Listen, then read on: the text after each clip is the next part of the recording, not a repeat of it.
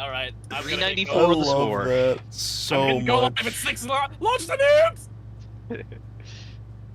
Sorry guys, I'll be right back. I gotta go do something. You're It'll be fine. great. Awesome. Alright, I'm it's kidding. fine. I still gotta do some little preliminary setup stuff. Right, there we go. We're live. Live. I'm Live. fixing my D-Day. stuff. It's not D-Day. D-Day. D-Day? D-Day was Oh, last God. session. Nah, maybe not. Let's not. Maybe not It claim was, like it was collapse a World War pillar II. on top of Kiwi Day. That is true. You guys did that. I'm still pissed. That was funny. And then I let the boss do literally everybody. Yeah, you. Yeah. Last time on Omen of Cursed Lines. Just looks at Damon as he's running away. Stop Just following last me! And it just cuts out of screaming while the boss charges Yeah. towards him. And then him screaming as the pillar falls on top of No, him. no, I dodged the fuck out of that pillar. Then as that little bitch ran away, I shot him with an arrow right in his little ankles, right in his tendon. Right in his I cankles. stopped him, and then I think you actually came in and wonked him with a pan, taking my kill. No, it was Pan. Yeah, Even Pan worse. Was, Pan was the one that got the kill. You were It like wa- it wasn't- it one it was the damage wrong Pan. down.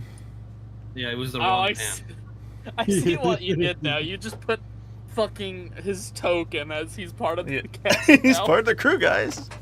Yeah. He part of the he ship, part of literally the looks crew. like Hey, a David. fucking self-insert when you do it like that. It literally That's looks funny. like the fucking and Bumblebee kind of And Bumblebee. Yeah. All right. I think I feel small on my webcam for some reason. You are small. Not being small. Are we gonna start this I video? think you're very I cannot large. ignore this any longer. I am. You Small. can fix it during the video because the video is gonna be But like yes, it 45 is seconds. video time. All right. So Video thank you all time. for being here. Let's roll the fucking footage.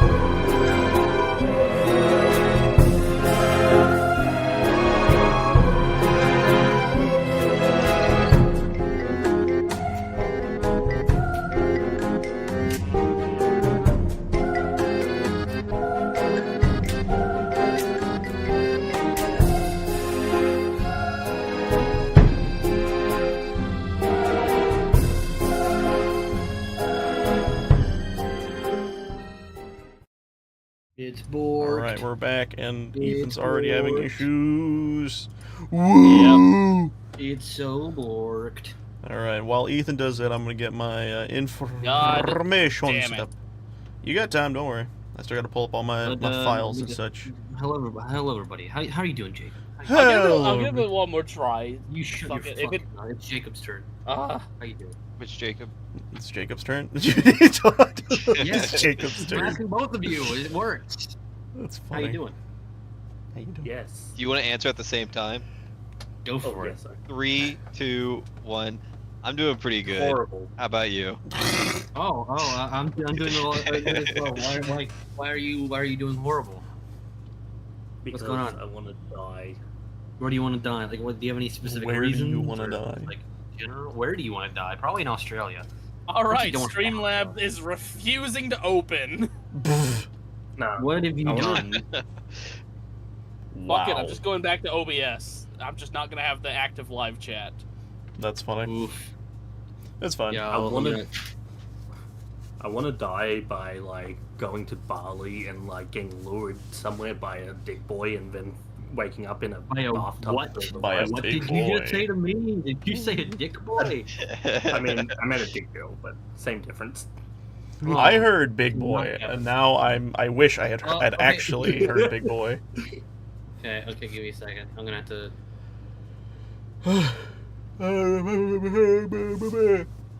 Alright.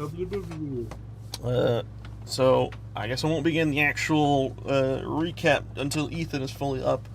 Until then, let's check on our players. We already heard that 2 of them are not doing so hot, but Kiwi, how are you doing today? Did he just go AFK? Hi, Kiwi. That's really funny. Ethan, how are you doing today? Could you explain your feelings and your current emotional state? I blame Streamlabs. As you probably should. For some reason, the only one it works for, and I do not know why. It works That for me. Just Literally on the That is fucking YouTube chat section of our diagram, I'm literally just putting the text like I'm replacing the "sorry this doesn't work" with "I blame Streamlabs." That's funny. I'll revert back over to Jacob now. Jacob, how are you doing today? Dang, I wanted to see if I wanted to see if he would answer. What? I'm doing good. Oh, that. That's You're good. doing Oh, there's good? Kiwi now. That's good. Yeah, I fucking deafened so I can talk to my chat. Oh, awesome! You do Stop. that. I'm fucking talking to your chat. That's what I always- that's what I Stop always talking do. to your chat. No, God. I do it in every D&D stream. No, Yeah, no, no, no. it's You're fine. not allowed to talk to your chat. You're only allowed to talk to us. You have no friends Fine. except us. Oh, We're gatekeeping you. Yeah. not even We're Kevin. putting you in the kennel with Kevin. Kevin wanted to be on the All right. podcast. Coming That's soon funny. to a channel near you. Yeah, we haven't recorded the first episode yet because Shameless oopsie. plug. Shameless plug. It will be Oh, happening God. soon. I broke it. Nice. Oh my god! Kiwi, how was Technical your difficulties. how was You your broke day, it. Kiwi? My day was kind of crazy. Oh yeah. Yeah. So I'm one of the tech guys at the church I go to, Okay. and everything was fucking broken. Like on Wednesday, everyone came love in to and see ruined that. everything. They just changed all the settings, and now I'm gonna have to go back through and I'm gonna fix it because like They have, well, like, an you update or doing your something? fix it. What? They have like an update or something? Oh, this is very. No, on Wednesdays is when they set like microphones and like the sound system, but every time they do it wrong, Man, so we have to Shim are reset it vibing. every single Oh, shit. Sunday. I'm like, oh, This you're is saying very anything, your mic is on. fuck. This is very What do you mean? appealing to look. Why is Someone my else did thing it. glitching out? Oh wait, okay. This is very Wait, what? appealing to look at. Sorry, I got distracted because me and him were making waves, if you will. So remember how we said we're gonna actually start playing at 6 o'clock? God, this is perfect. Okay, so oh my god. Hello, Oh. Mike. Do you actually hear me now? Oh, Streamlabs there. forgot my microphone, so everything I've been saying didn't get picked up. Give- I've give it- deafened Fuck you, myself. Streamlabs! God damn it! I know, I don't like Streamlabs either. I much prefer OBS. that's really funny. Okay, well, 1 second, please. One. What a wonderful day! Who's blue, by the way? Shim Shim. Because that gets like Okay. really trippy. Okay, so hold on. Let's do Yeah. this time. Here, okay, ready? So I'm gonna start. Okay, so it goes purple, blue, red, purple, purple, Oh, you would How do actually- you like do purple. that fast click? Damn it! Purple, blue, red, purple, blue, red. Come on, guys, put it together. Get it together. Anybody Oh. that was watching my stream, just watch me. Ugh. Not give a shit anymore. Just set everything back up. At on this point, we're stream. just putting it frickin' the same time. We're making a horrible, horrible circle. Don't right click on it; it breaks for some reason when you do that. Fucking Oh. laugh. Don't you laugh. Hey, I'm green. All right. How do you do Uh, it? Like, Are we well, able it's holding to start? something. By the way, is everyone's stream I'm- running? I'm good. I'm good. Yeah, now. I do. Let's go. I'm good. Good. Thank you, though. Silence in the court, And please. That Oh, yeah? funny. Last time on Omen of Cursed Light, our group of 4 unfortunate souls faced off against a rather large Wendigo-like horror that had been the cause of the curse. They had been They had been the cause for the cursing of the dwarven minds of Baragnir. The fight was long and hard fought, but after blasting the horrific creature with firebolts, piercing its hide with arrows, rarely slicing into it with claws, bashing its head in with frying pans, thunderously exploding its eardrums with deafening roars, and finally slamming a giant pillar of stone atop it, the beast was eventually felled by our heroes-to-be. And with its lingering curse finally being burned away, they began to investigate the remains of it. However, the spoils of the fight were put aside while inner group struggles burned hotter and hotter, as Damien and Albatross found themselves getting into a small argument until eventually broken up by Burke and Gug. While this occurred, Pan managed to use her wolf totem that Arthur had given her to contact him and learn more about the creature they had fought. And being far too curious, Arthur obliged in person by teleporting in via the totem. It was here that the creature was revealed to be a Wendigo empowered by dark magics that was eventually sealed away in the very cave it had been slain in many years in the past. This reveal, however, led to another, as Arthur probed about how it was released, and upon learning of the one known as Severus McCree, and the chant he had been using to empower the creature from before, Arthur became enraged. Quickly forcing Burke into a pact of secrets, he once again revealed his true identity, but then went into the history of the calamity and who had started it all. Our group then learned of the genocidal cultists known as the Seeds of Decay, and their actions that led to the erasure of all the inhabitants of Vlagnir. After hearing this information, the group then had Arthur use his divination magics to discover the whereabouts of the dwarven prince Damius Silverbeard. It was here that they learned that he was somewhere in the deserts of Nibiru, and after Berg begged and pleaded for their help, they decided to join him on the search for Damius. Arthur then left the same way he came in, but not before claiming the remains of the slain creature for his research into the Omen curse. It is here that we will be picking up where we left off. Boop. Now, Here, Arthur. Mike in chat says he has an excellent plan. So what is the plan? Well, he hasn't started out yet, but once he does, Shit. I'll tell you. All right. It's even a secret to me. So Give me a Wait, moment. we can keep going. No, we don't have to wait. We can just keep going. No, Mike says that he has a great plan, and I'm curious about what it is. Is it kill me? We're gonna find out. No. But you can start doing it.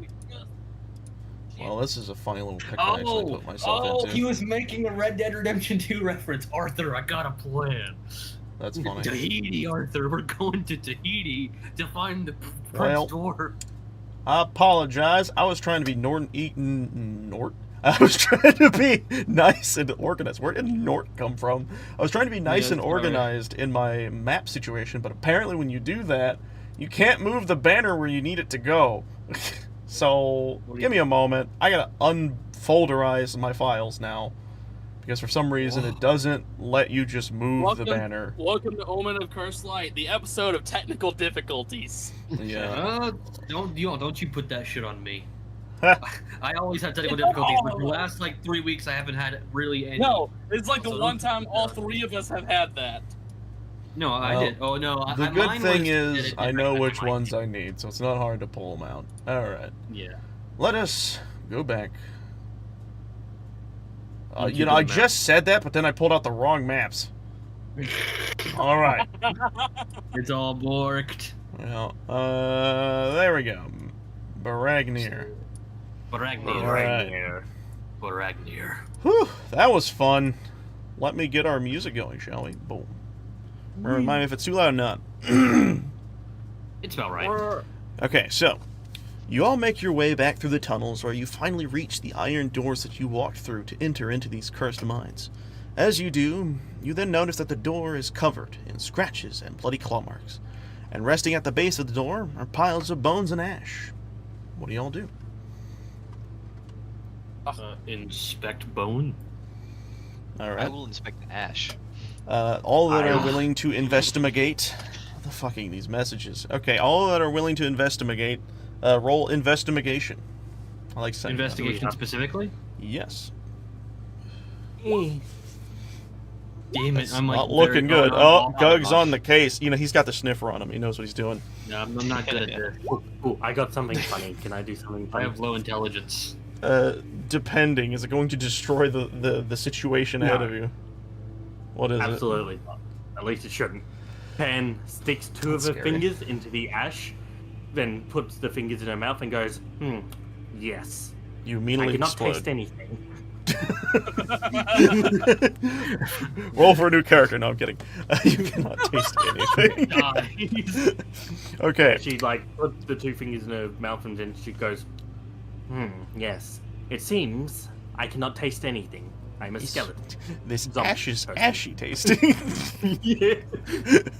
So, Gug, as you near the pile of ashes, you begin to notice this familiar purple smoke faintly rising off of it. Upon further inspection, it seems that these were the bones of the dwarfs that were unfortunately cursed by the horrific magics of that creature from before. It can be assumed that upon the creature's death, all those that were afflicted suffered a similar explosive fate. Oh, okay. They That don't makes gather here. a Gross. good bit more sense. Looks like everybody was- came down with a sudden case of spontaneous combustion. Pretty I much. really thought we were about to walk out into some dragons. I thought that was What? Wow. Oh yes, episode 6, Dragon. I was Taking like, hey, over the bold, world. but you know, I'm not the DM. You know. All right, what do you do with this information, Gug? I guess I'll kind of like step aback and like turn to Burke and be like, I think these were yours. You'll see similarly to the others, he's like reaching down, looking at the ashes, he's pulling chunks of stuff out, and you kind of see him pull, I guess similar to like a dog tag, but it is kind of like the dwarven version of it. He pulls one out, and he looks down at it, and he kind of hangs there looking, and he's like, Sigil, by the way. a sigil? Warriors wear sigils.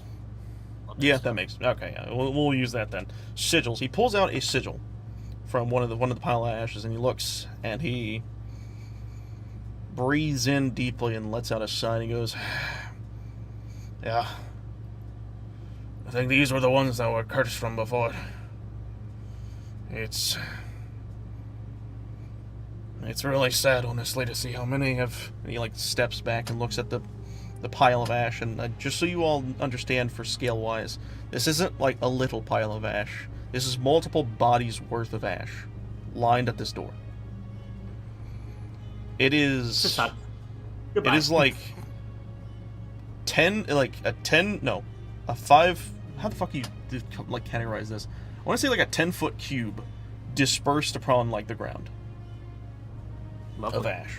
Oh wow, no, that's a lot of ash. Yeah, That is like hundreds of bodies worth of ash. a lot of fucking people were in these mines.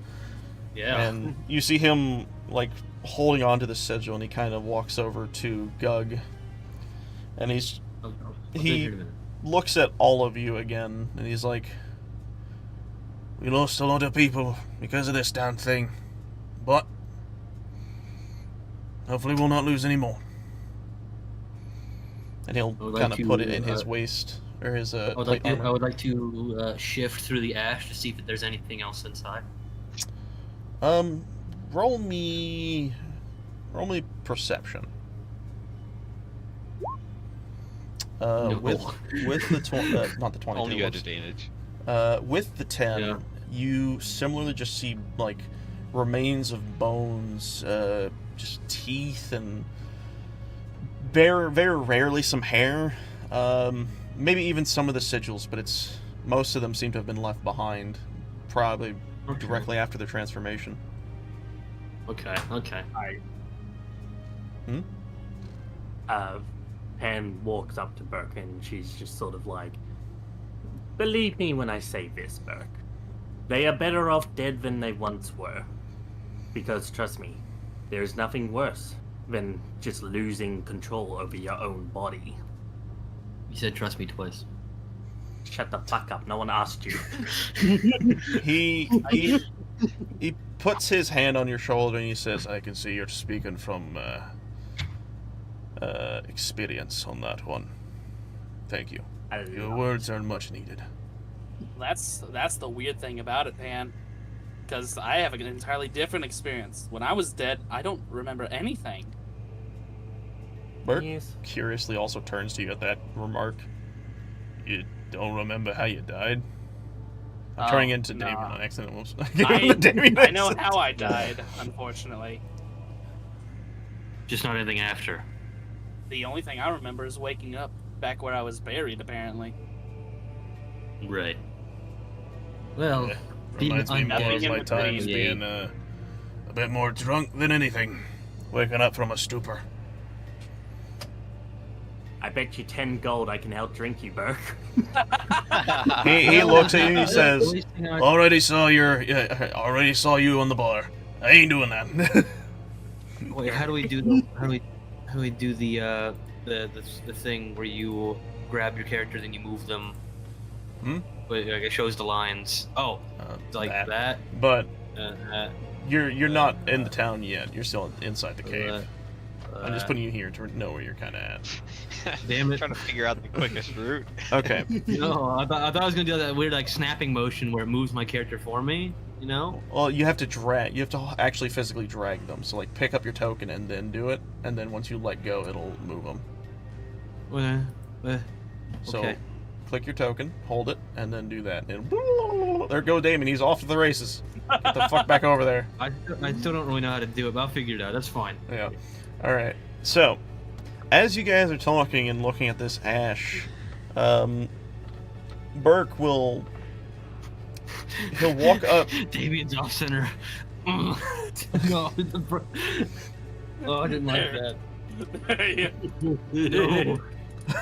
No. All right. How do you do that again? It's alt, right? Alt.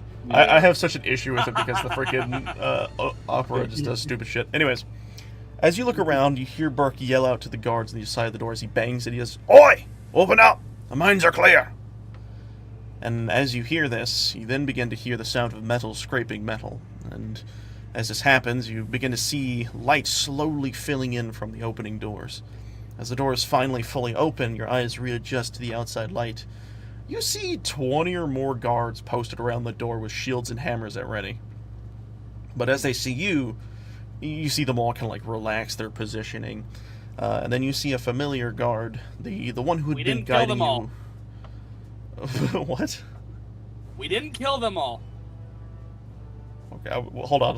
Let me finish the thing, and then we'll go back to that. You see them all relax, and then as they all relax, you'll see one of them, a familiar one, walk up to you as the head guardsman, the one that has been guiding you throughout town and managing your way through Baragnir. And he approaches you, and he looks at you and says, "So the job's done, and the mines are free again?" And that's him talking to you guys. We didn't kill them. We didn't kill these guys. We did not kill.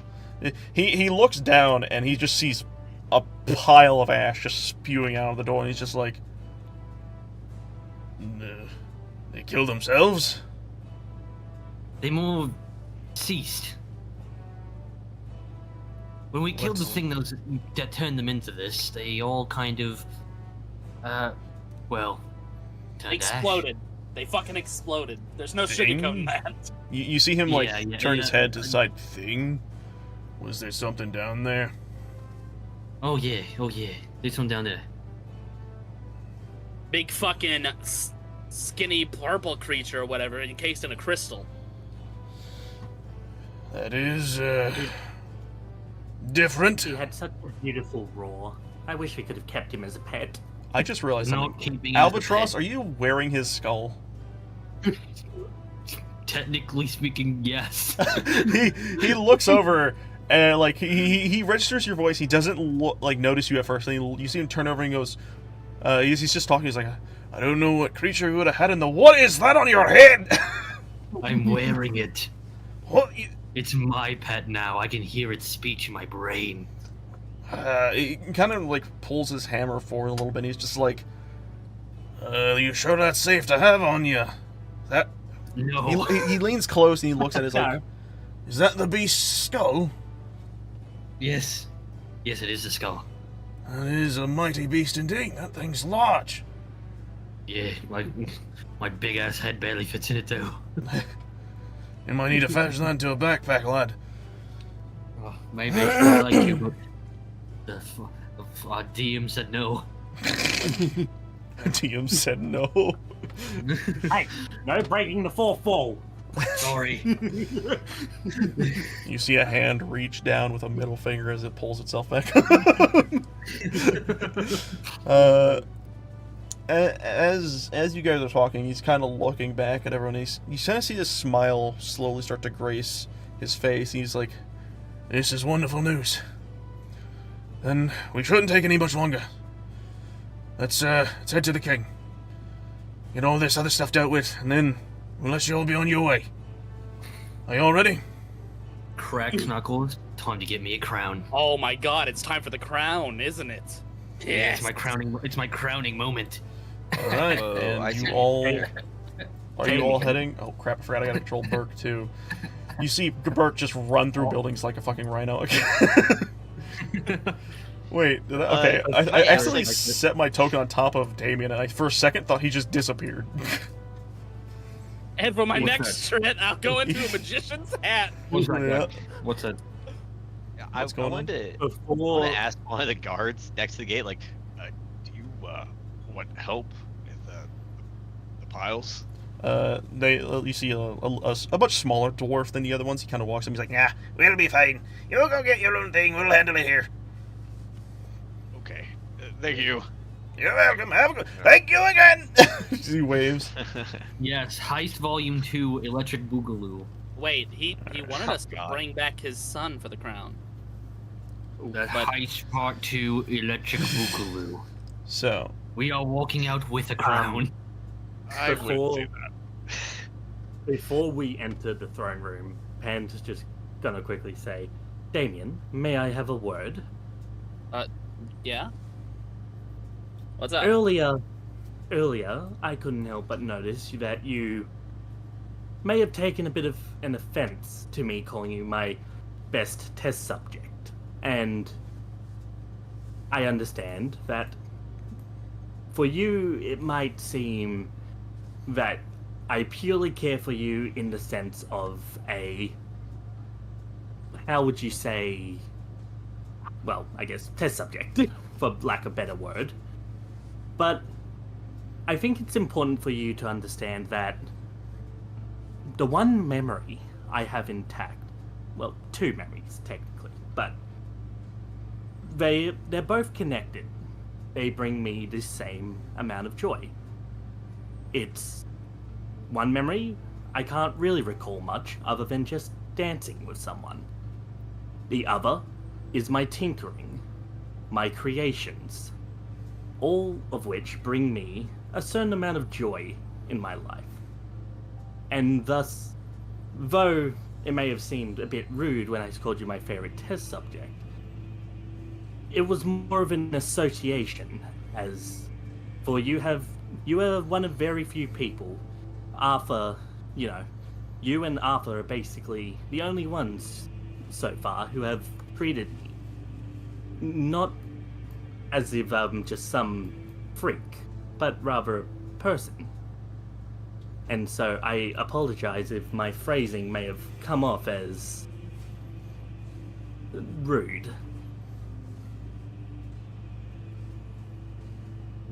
That's all right.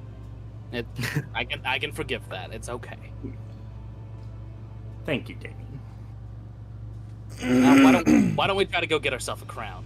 You know, corpse. The elves called it Milan. You humans usually call it friends. Friends is a scary topic for me, but that's a story for another time, I guess. as you all are doing As- this, you'll suddenly hear the guard. He'll just frantically be like, you'll hear him in panic say, "What the hell is this?"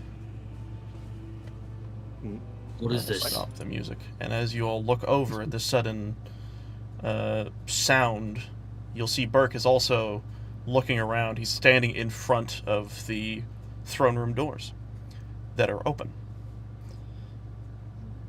And he's just kind of shockingly looking around like this.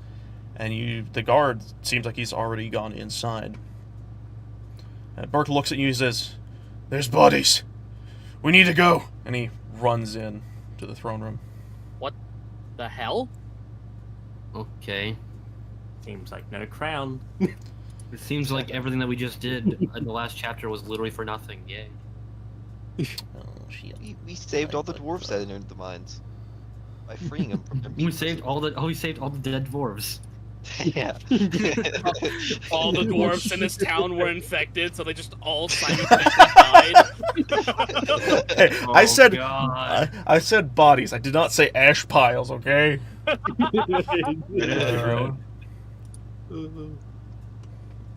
I can't fucking see. You're down the That is bottom. right, Mike. That is right. Oh God. Okay. Don't Don't move.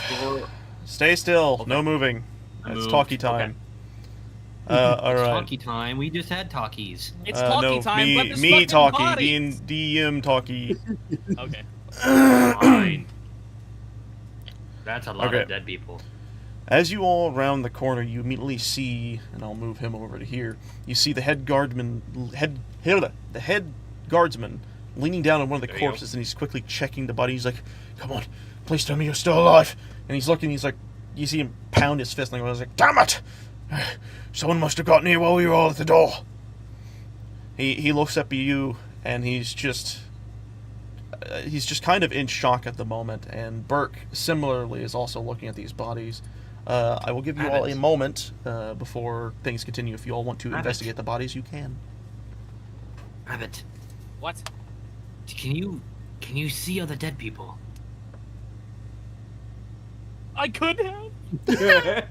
Dude, that would be such a fucking fucked up moment for this specific scene. Yeah, That'd be no, funny, No. I cannot. No. Okay. Okay. Oh. Got it. Alrighty. Yeah. There. Is It'll this a be good okay, time dwarf. for the- You can make more dwarves. What was it, Pan? Ugh. Is it a good time for like that ability I unlocked or What is the ability? the necrotic eye? Or Could eyes? you remind me what it do? I see. I can see the anything that's Marked undead. as undead. Okay. Yeah. Thankfully, you do not see the smoke. That is what I will Okay. say for you. You do not see any signs of the undead around. I forget. I'm Alright. I'm checking the bodies. In this situation, I want everyone to use investigation, and if you have anything to help you, please do so. That is up to you. I don't think I currently do. Good Lord, Damien. Yeah, baby! Whoa. Finally! Ooh, Albert. Oh, I think everyone's knowledgeable about dead bodies. You all All succeed. around. If I know Alright. one thing, it's dead people. You all approach If I these know one thing, these it's dead bodies, or the body specifically, and as you do, you see burn marks tracing up most of the torso, and these oddly familiar claw marks deeply cut into the armor. These guards appear to be dead, but with what you can tell, they haven't been dead for too long. And what I will say is, because you all rolled very fucking well, you all notice a faint purple, like, charredness. It's the fucking cat. It's Beerus. Damon to the king right now. You're the fastest of us. The right moment now. you say it's the fucking cat, you see the guard look around and is like, what? Cat? What are you talking about? It doesn't matter. The king may be in danger. And he's going to start Rabbit right now. booking. I'm going. What to I will use say is all everyone's... of I'm gonna the- shut the door. I'm gonna lock the door so no one can move through it. But stop at the door when you're running. Okay. Let's move everyone Well, to This the is door. bad Okay. because Well, then I guess. rabbit Ethan, I cats guess. are I guess. You can I guess him describe what you're using doing, this but I'm Ethan's just getting better. everyone to the door. Burke's being left behind. Well, Yeah, so the door Damien was is just like locked. Damien like was just actually locked. running as fast as he could. Okay. Because the door uh, isn't actually locked, and there's no way it's we're gonna not. catch Damien. I'm just doing this Oh. for story moments. Okay. I guess is- I would be the first one there, definitely, but I would also have to Yes. yell out that the door is Uh, locked. What we'll do is, depending upon how... The door describe is locked. everyone how you all are, like, moving. The pace and all that. This would be one of those moments where Damien would actually get down on all fours to run. Oh, shit, he booking. Double dash. Like, this is double dash time. Alright. Then I will move most... Are you also... Albatross, do you have a means of keeping up pace? Not with Damien, but I probably would be the second fastest unless someone else has like a dash move. I will move a few of you back. Burke is not very fast. He's probably running alongside. He's probably a little further right ahead. behind Burke. Yeah. That helped. I think this is a pretty good spot. Pan is way far back. I don't think you need to be that far back. We'll move you up here. Hang on. I'll do another. Oh, fun were you round. doing something? Not bad. Put you back. Yeah. I'll try and put you back. Boom. Yeah, Okay. It's just I- Pan's the last one to arrive, just purely because she just investigates every single body. She's like, "Ooh, this one looks fun. Ooh, this one looks cool." Not Ooh. taking the moment seriously, Pan. Wait, where the fuck did the guardsman go? Oh, there he is. I like He's completely down. stopped. He's also not very fast. He probably catches. He's also wearing like a heavy armor and shit, so he probably catches up. He's probably like right next to Gug, if a little behind. He's not very fast. But as you all get to the door, or as Damien approaches the door first.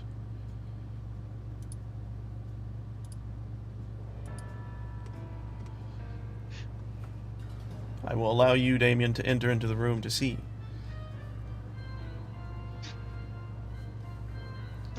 As you walk, not that far in, good lord. I really want to just like scream as loud as possible immediately. And it's like, all right, Albatross, it's your turn. Like, Oh god. As you make your way to the door, you notice that the door is already opened. And as you get in and you rush through, you see on the right side King Haldren facing off against that black, hairless tabaxi you now know as Severus McCree. Haldren, however, is without his warhammer as it has been thrown to the wayside. He is also badly I burned. don't see anything in here. What? You don't see The what's room in- is I completely do. empty for me. No, my character's the only one who Oh, can see there. that far. You don't see these guys over here? I can Okay, only see never them mind. when I get this close. Oh, damn. Yeah, That's I'm the only weird. one. That's It should be superior lit dark up in vision. here. It's not. It's dark. Yeah, that's I'm the really only one who weird. has that good of a vision. I have lights, but I guess they borked or something. But either way, if y'all want to kind of like stack up here, we'll have. We'll just do Just it so as we a can see. showcase. Yeah. Even canonically, it's Yeah. not that way. Let's see here. Fuck, I lost my place. So, Haldren, however, is without his warhammer as it has been thrown to the wayside. He is also badly burned, bruised, scratched up, and is covering up the now missing left arm with his still remaining right. Severus, however, is lightly burned with minor bruisings and is devilishly smiling back at Haldren with his hands covered in the same purple flame like Magic's as before. You then see, as he begins to speak, "You're rather persistent, old man. Why don't you just..." And as he's about to continue, he then stops as he notices Damien arrive first. Damien, because you were the first to arrive, I actually want you alone to do this. I want you to give me an insight check. Oh god. Good luck. Insight. Fuck. Oh, Of course. He's like turned around, like Yeah. huh. He's too much in like a panic in this moment. You see Severus look at you, and his pompousness return. He says, well. It would seem that we have guests, Haldren. How very disappointing. I was really hoping my latest pet project would have finished them off, or at least distracted them long enough for me to have finished what I came to do. But I guess this little old meeting's gonna have a rain check. Haldren will then notice you, and he'll look over, and he'll kind of smirk, and he stares back at Severus, saying, "What's wrong, kitty cat? Hey, afraid of a little 7-on-1 action?" And as he says this, Damien, you will notice behind you as the rest of the group follows behind. And I will quickly grab Burke and the guard, wherever the fuck he's at. There we go. Wait, so we're canonically here now? You are all around where you're at. You could be a little further back if you want, but it doesn't particularly matter. In this moment, You call him now. you then see Arthur Severus now. begin... Huh? It's like, call Arthur, call him now. You then Like see now. Severus begin to laugh as crude.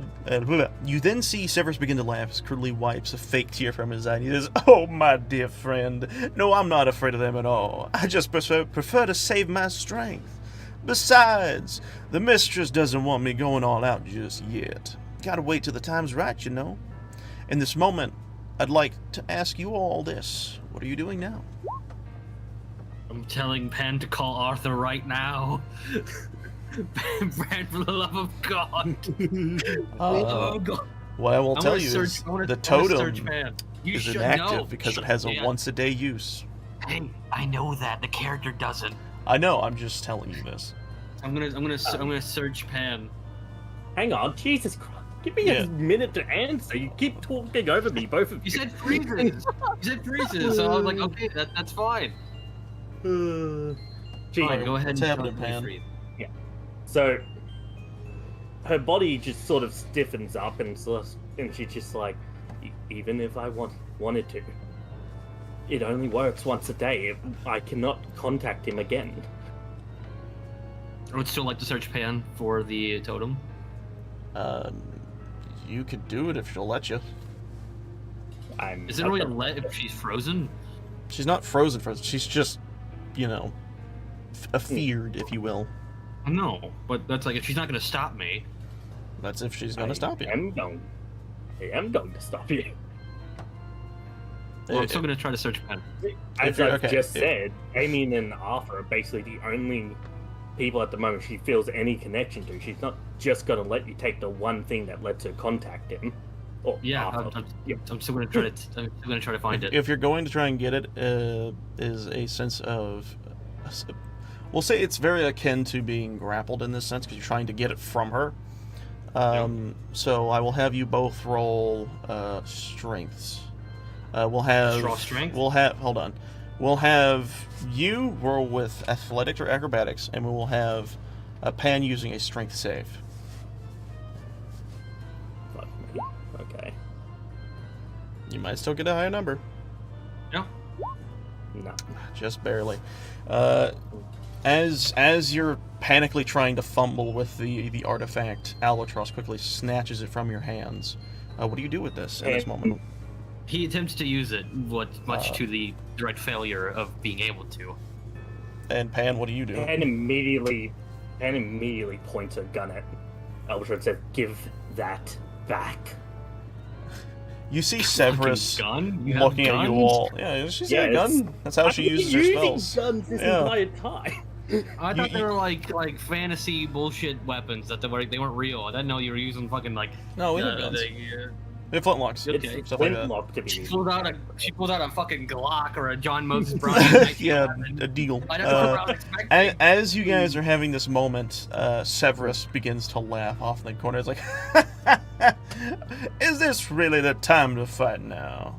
Y'all acting like a bunch of children. And then you see Burke is like, yeah, what are y'all doing? Not the time. And you see him pulling out his axe, and as he's readying in his hand, the guard just now probably catching up to you all, and he's deep in breath. He's like, what's going on?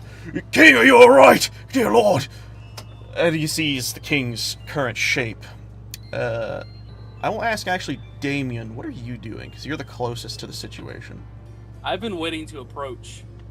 Have you? How are you trying to approach? Literally the only... I'm making up a whole speech in my head at the moment. Oh, are you? Go for it. Oh, okay, fuck it. Yeah. Roleplay moment, dude. What is Beerus' name? I keep forgetting. His name is Severus McCree. Stop calling him Beerus. Severus. Okay. You can call him McCree if you want as well. Alright, so Damien's just gonna start approaching Severus directly. Just like, Severus, we've already faced you once, and you ran away. Listen, I know you're stronger than me. I don't technically care.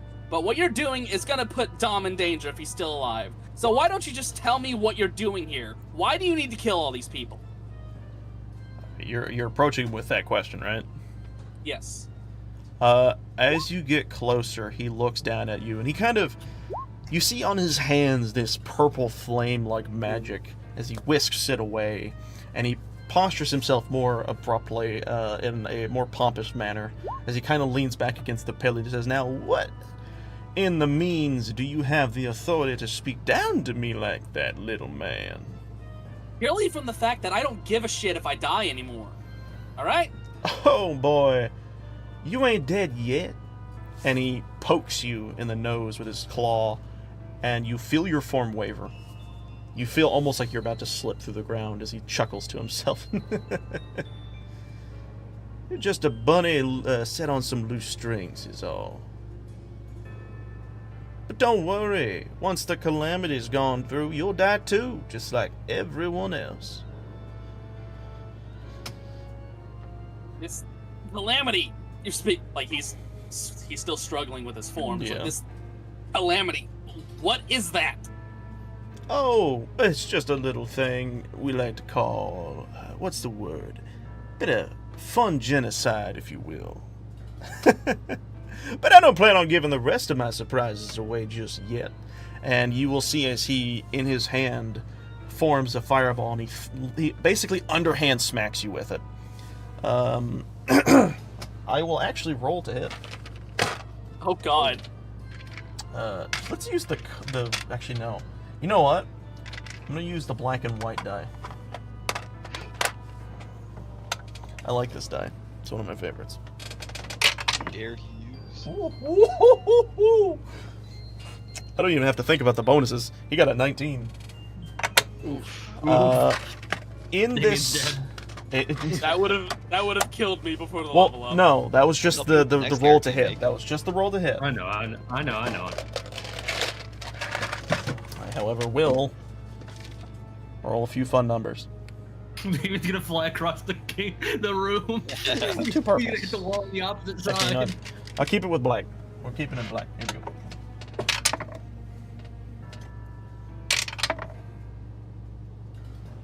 Eamon, how much health do you have? 34. Good. You will take 18 magic damage as you are launched back 30 feet. And I will just 30 feet. You will behind basically us. slam. Is he We'll gonna do launch this. me into either Burke or Gug? We're gonna have Can I him try and launch catch you him? into it. Well, okay, yeah, you know, he'll launch you into the both of you, and and both of them will like kind of reach out, or at least Burke will try. But Gug, will you also try to assist the cat? Yeah. Oh yeah. I'm hopping in. Yeah. So they both reach down and try to catch you from like being slung any further. But do they? Strength check. Yes. Also, yeah, I don't know if you heard me, but you took 18 damage. This is non-resisted, so you take the full 18. And he laughs at you again. The authority of something so small trying to act all big really makes you think, doesn't it? As he looks at Haldren. Haldren boy. These people need to respect their elders, wouldn't you agree? And you see Haldren like slowly hobbling or like sidestepping over to grab his warhammer, and he reaches down and picks it up with his one good hand, with the other one kind of still dripping blood from the wound. And he picks it up and he just taps on the ground and he says, "You will not hurt him. Another one of these people." In this moment, does anyone else have anything they're wanting to do? Looks like Pan is hiding. Pan immediately just forgets all about Albatross and runs over to Damien, and she's just gonna straight up do a little bit of this, a little bit of that. Nice. Roll them healing numbers. How do you roll healing? It should say it on the thing. Healing word. Your choice. Creature of your choice. It's 1d4 plus your spell casting modifier. Okay. So roll a 1d4, and also depending upon like what Right. level you're casting it at. Do you have spell slots to cast? Yeah. Okay, then yeah, Yeah, I have one from the battle from before. that's funny. Okay, then yeah, just roll a 1d4 and then plus your spellcasting modifier, which I believe is on your spell sheet area. And while this happens, did Pan ever get back the totem? Not yet. You heal 6. All right. Albatross, I'll say in this moment, as you're holding onto the totem, you're like, what are you doing to try and activate the totem? What does it look like again? It's imagine like a little wolf carving out of wood. That's kind of what you're looking for. It's got like these silver lines and stuff all over it that are very dull in this current moment. Well, at first he's like, like shaking it, fucking like slapping it or whatever. He's like, "Come on, fucking work. We need you right fucking now." Then real quickly realizing the rest of it, you damn vampire. No, but you're healing, Damien. Yeah. So while this is all happening, he realizes that this isn't gonna work. So he fucking pockets that for a moment. Sees him walk over, grab his warhammer, and mention that he's not gonna hurt anybody else. If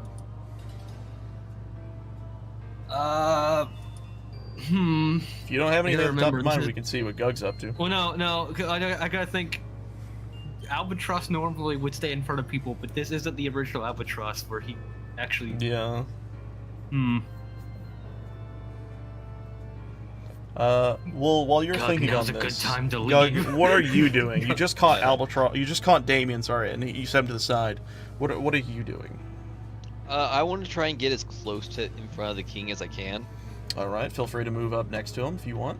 As you All do, right. you will see the guardsman walk next to him, and you'll see Burke behind as he's checking on the guards checking on the king. Burke is actually Burke's feeling feisty. He's getting up close. I got this. He deep sighs, seeing Gug go to the side of the king. I guess we're doing this now. Thank you, Albatross.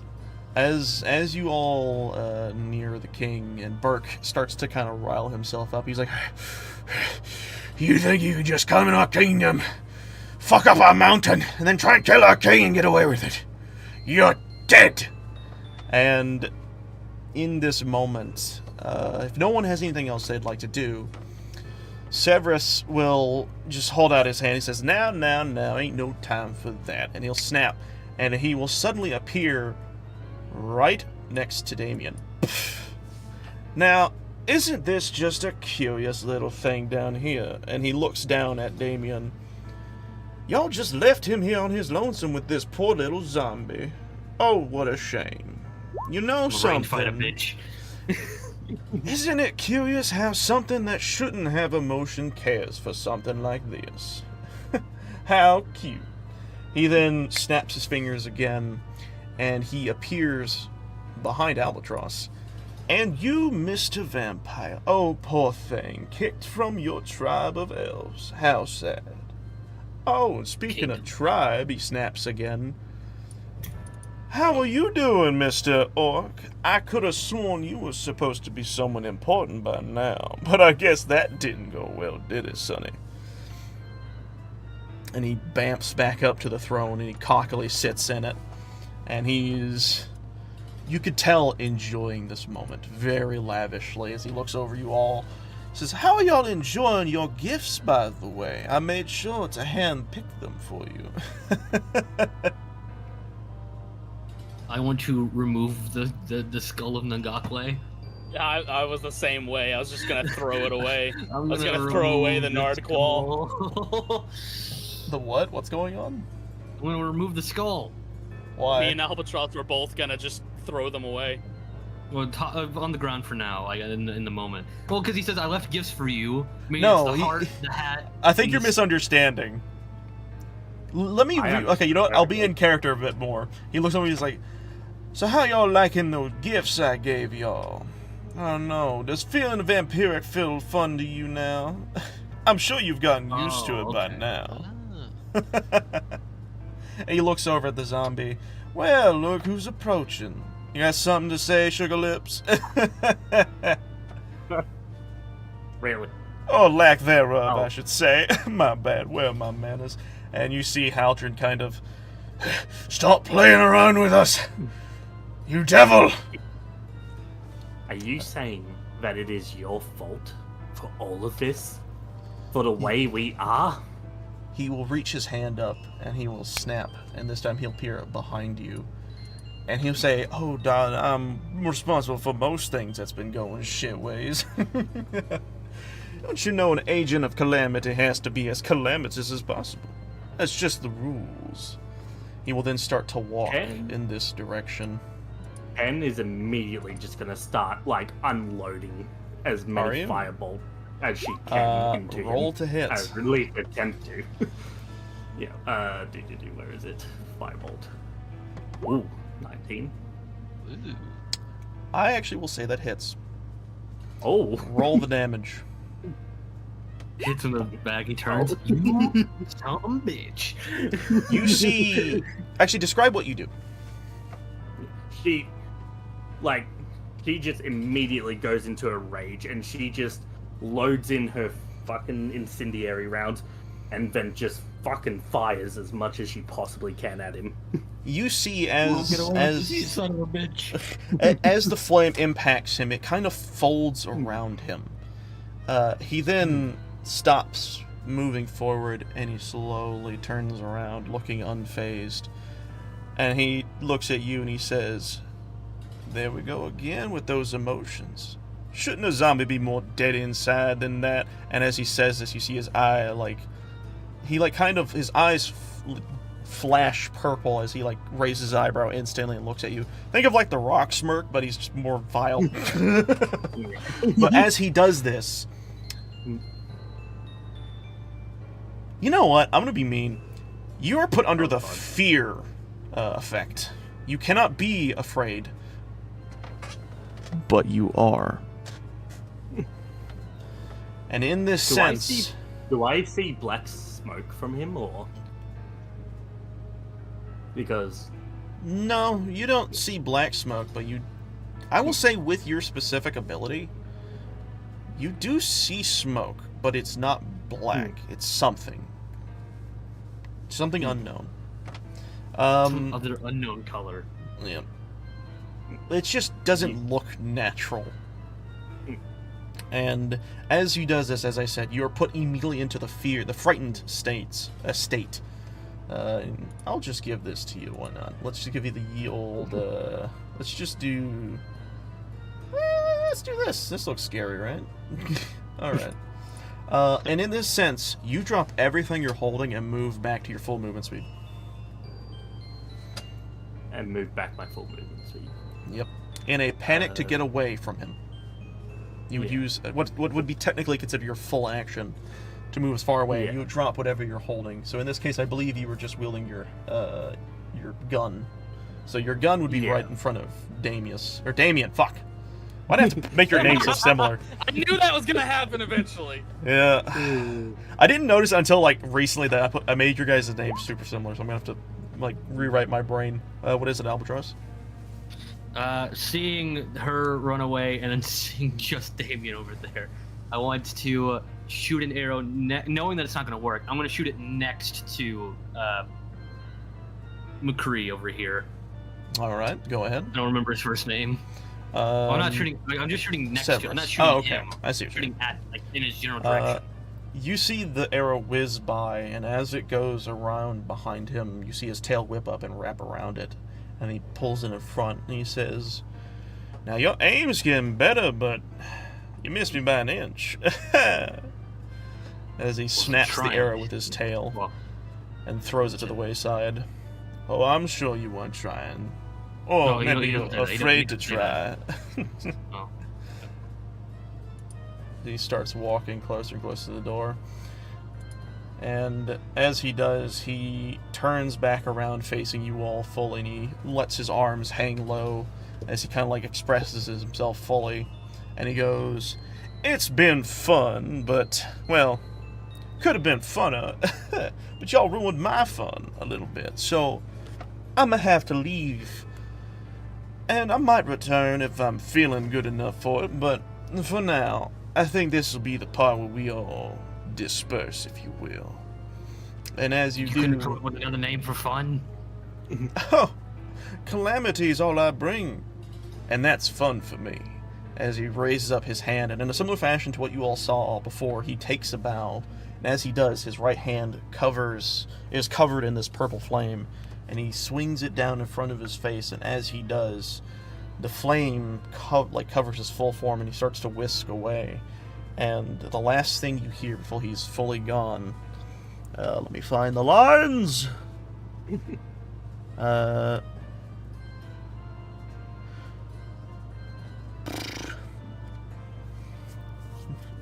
Okay, yeah. As he's leaving, you hear him say, You may enjoy this very minor victory as he starts to bring the hand down in our little battle, but the war has only just begun, friends. And as I have said before, and I will say again, I am here to bring forth a new age of calamity. As the hand starts to fully envelop his form, he continues saying, one greater than the last, so I really must be going. And as the form is about to fully dissipate, and all you see is his devilish smile behind this purple flame, he says, ta-ta for now, and you see him kind of puff away in this purple flame-like smoke, and he disperses himself, seemingly having escaped the area. What do you do? God, is that what I fucking do to people? I just run away? That's infuriating. What? That's what I do. I attack and then I just run away. That's fucking infuriating. God damn. Haldren. Well, he ran away. You will all suddenly hear the clank of metal on the ground as you turn around to see Haldren putting his one hand on the ground, like he's holding his hammer as a support, but he is very clearly having trouble holding himself, and he's breathing heavily, and then he falls over unconscious. And then you hear the guard next to him be like, Haldren! Can any of you heal? Gog has med picks.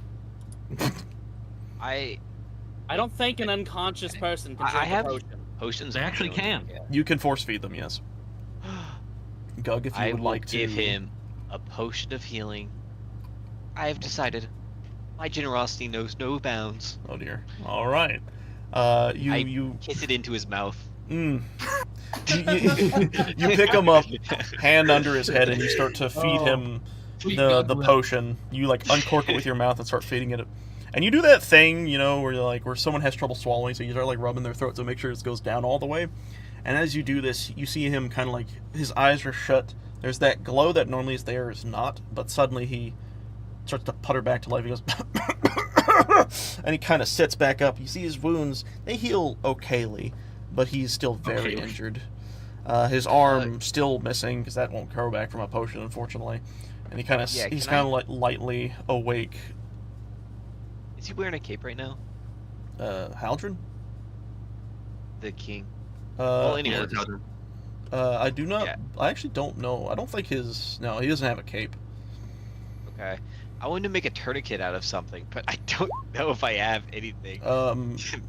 You can, as Gug asks for some help. Son of a... Fine, I give him my cape. Thank you, Albatross. You have a cape. Roll a medicine check. Me or him? Him. Gug. He's the one that. Whoa! Never bad. Never bad. Hey, look away. Hey, look Well, away. You try to bandage the arm, but you're just fumbling it so hard you end up pulling his arm a bit more. He's just like, what are you doing? Well, there you go. Yeah, let you. I'm sorry. I don't know what I'm doing. I can see that. Also roll a medicine if you need to. Okay. Here, I wanted to like. Can I like merge my like? Can I cast a healing spell while I do this? It's for lootable. I just realized what David's writing down. Good lord. Yeah, I was gonna get there, David. This is a throne room. There ain't shit lootable here. Okay. That's okay. It's enough to wrap his arm comfortably. He's not like freaking Gug was like tightening it way too tight. He's just like, Okay, so here we go. So Gug ties it too tight. I notice, and I come in, I loosen up, and I look at the king, and I go, "You owe me a new cape now, old man." I'll talk about that later. And he starts to breathe heavily. You see him lift his hand up, and this golden glow begins to emanate from it, and he puts it to his chest, like slams it to his chest, and you see his eye alight with this golden flame. He says, "By Moradin's light, heal me!" And you see his wounds start to kind of heal a bit better, and his breathing starts to settle. And he puts his hand down. He's still breathing heavily, but it is a lot softer now. He kind of looks up at you all. And he says, "So I assume you'll solve the mine issue. Well, yes. We did find out where your son is. He's not down there, but we found out where he is. What? I thought he came back. What do you mean? Oh, no, the guy that you just fought, he was pretending to be your son. We went down there, we beat his beast, came up. You've already been fighting him. And while we're down there, we figured out where your son actually is. The real one. Burke will then also continue. He's like, we had help from Arthur come in. He teleported using that totem thing that Pan has over there. Or he then looks Pan at doesn't Albatross. Yeah, he looks at Albatross and says, well, actually, I think he has it now. But Arthur managed to kind of fill us in on some dates. And needless to say, he's, for some reason, in Naburu. You're seeing Haldren kind of just shake his head slightly to the left and to the right, and he's just like, he was always one to explore. If there's any place they do, Naboo would probably be the one he'd want to go. A lot of ruins there from ages past. But, so, wait, hold on. You said that man that I just fought was down in the mines? Was he the cause for all of this? It seems like it. Yes. Seems like it. How'd he get in? Or was it so tight? I literally just told you he disguises himself as your son. He can disguise. He has some type of magic. I don't really understand what type of magic. All I know is that Burke hits harder than he does. He looks at... We didn't really try. He kind of like confusedly looks at Burke, and Burke kind of shrugs like, I mean, I'm pretty strong. But then he looks down at his hand and then his missing arm, and he says, what was he doing down there? Why? Was he just doing it as a distraction? Did Arthur have anything to do with this? And he starts to stand up in anger as he reaches down for the hammer. What? What do you say? Does Arthur have anything to do with this? Not directly. He looks, as he starts to stand back up, and the guard next to him helps him get on his feet. He looks down at you and he said, or looks, actually you guys are probably like the same height. You might actually have to look up. I actually don't remember how tall Haldren is. Anyway, he looks at you. He goes, what do you mean? Well, there were certain things in his past that did affect the previous calamity. I mean, it seems like some of those people that tried to cause the previous one survived, and they're not trying to cause a new one. He puts his hand up. He goes, wait. He told you about his past. Yes. So you know who he really is then? He did an unbreakable bond with me, and I kind of forced him to. Burke, like you see him holding his like wrist, and he says, he also did it to me, and it was highly uncomfortable. It's not nice. He's a very, let's say, private person. But, so he told you about the calamity then? Well, now both of them, I guess you could say. But yes, the original.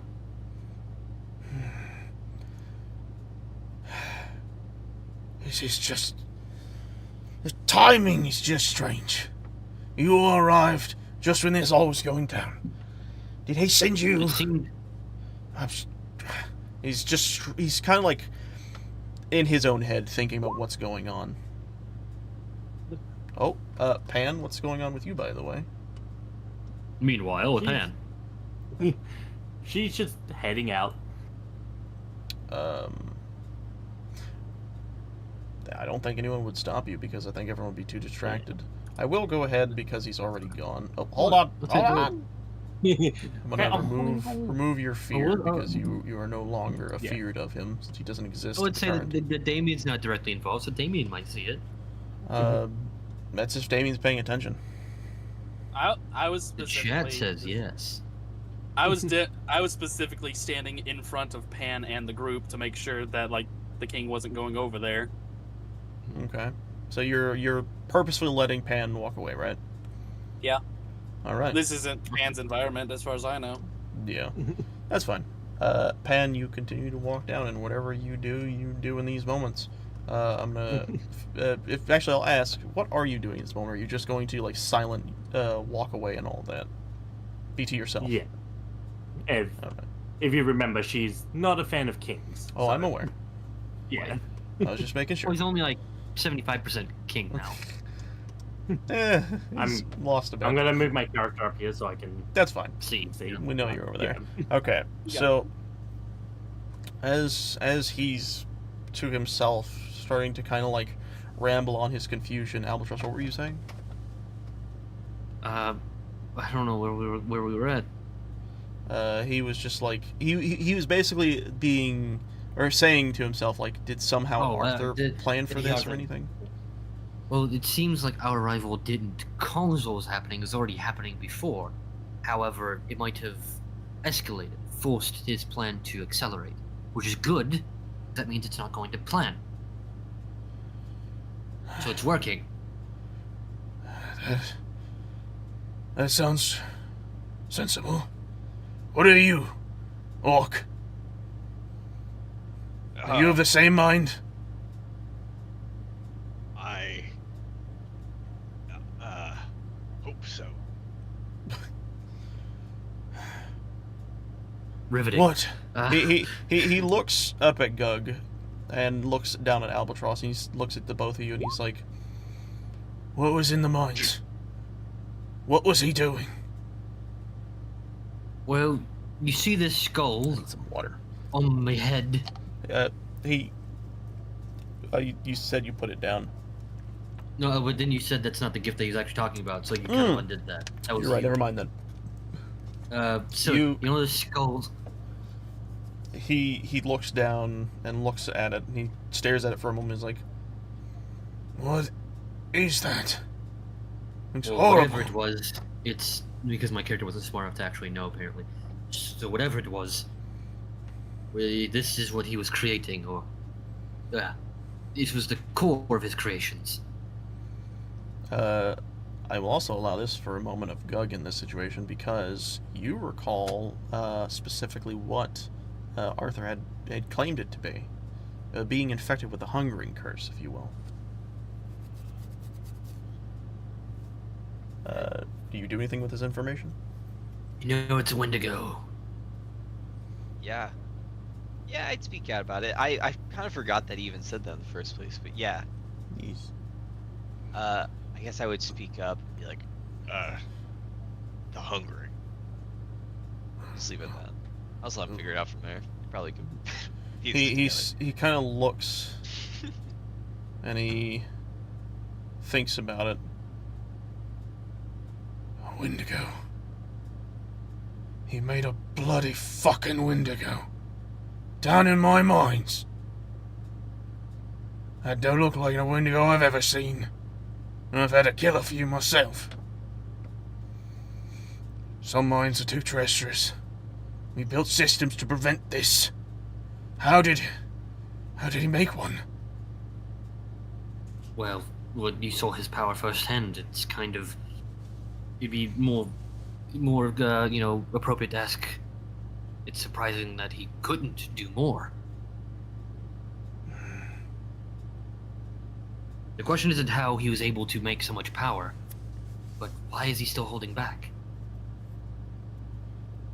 I don't think Yeah, he's wanting to by the sounds of it. He looks up at Gug. What are you? I definitely don't think he needed to run. Seemed like I don't know. He could have beat us. I'm gonna actually quickly turn you up real fast. Give me a moment. Yeah, you're a little quiet right there. Sorry, Chief. I'll try and It's speak okay. up. Okay, thank you. All right. He I just looks... said that, like- Oh, okay, you heard me. Yeah, I heard. Yeah, we heard Unless you you're want to quiet. repeat yourself, you can. No, I'm good. I just basically said that, like, he seemed like he could have beat us there. Haldren looks at himself and then thinks about it. Okay. Nah. It was something else. About an hour after you all had left my throne room, I began to hear the sounds of my men outside these doors screaming in pain. And he kind of like gestures to the door behind him. It was as if they were being ripped apart by some beast, not a tabaxi. So I quickly went to check the doors and open up. That man was standing there holding one of the hammers, opening the damned door for himself. I immediately went on the attack, tried to smite him where he stood. But it was as if my attacks were barely affecting him. Even I went to the deal a heavy blow with my hammer! And he kind of wields it up and shows it off a bit, because he is proud of this hammer he uses, feeling emboldened by Morden's light. But as I went to smite him, he formed this blade of dark magics around his hand and sliced clean through my own. And then he gestures to his nub. And the force of the hit sent my hammer flying, and I quickly backed off to try and heal myself. He wasn't just strong, he was smart. Didn't give me any room to breathe. I didn't have any time to cast any magics to better my health. I barely managed to form a protective barrier around myself, but it too eventually broke. And I'd say that's around the time you all walked in. I don't know what he was after or what games he was playing. What I can say is this. Whatever this calamity he wants to bring, he can do it. He's definitely holding back. Or at least, something's holding him back.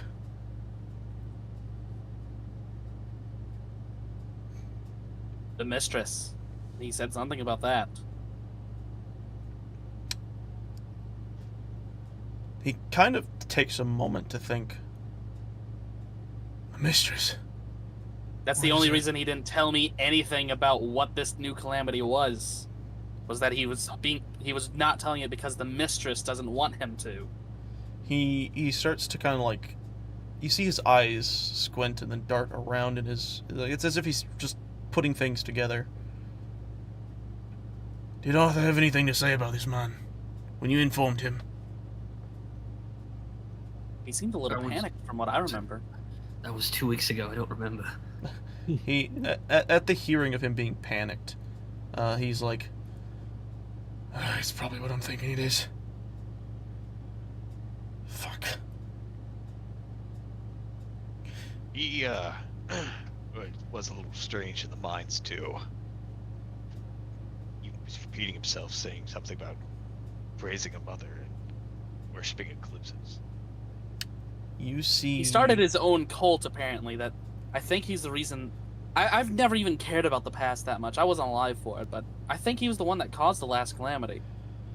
As you're saying this, you see his one eye, with this golden light emanating from, begin to almost catch flame. This anger begins to fill within him. You begin to feel the room get hotter as you see beneath you the lava rise slowly, but only around him. And he clutches his hammer, and you begin to see it heat up a bit as this light begins to emit from him. And he begins to breathe heavily. He's one of them.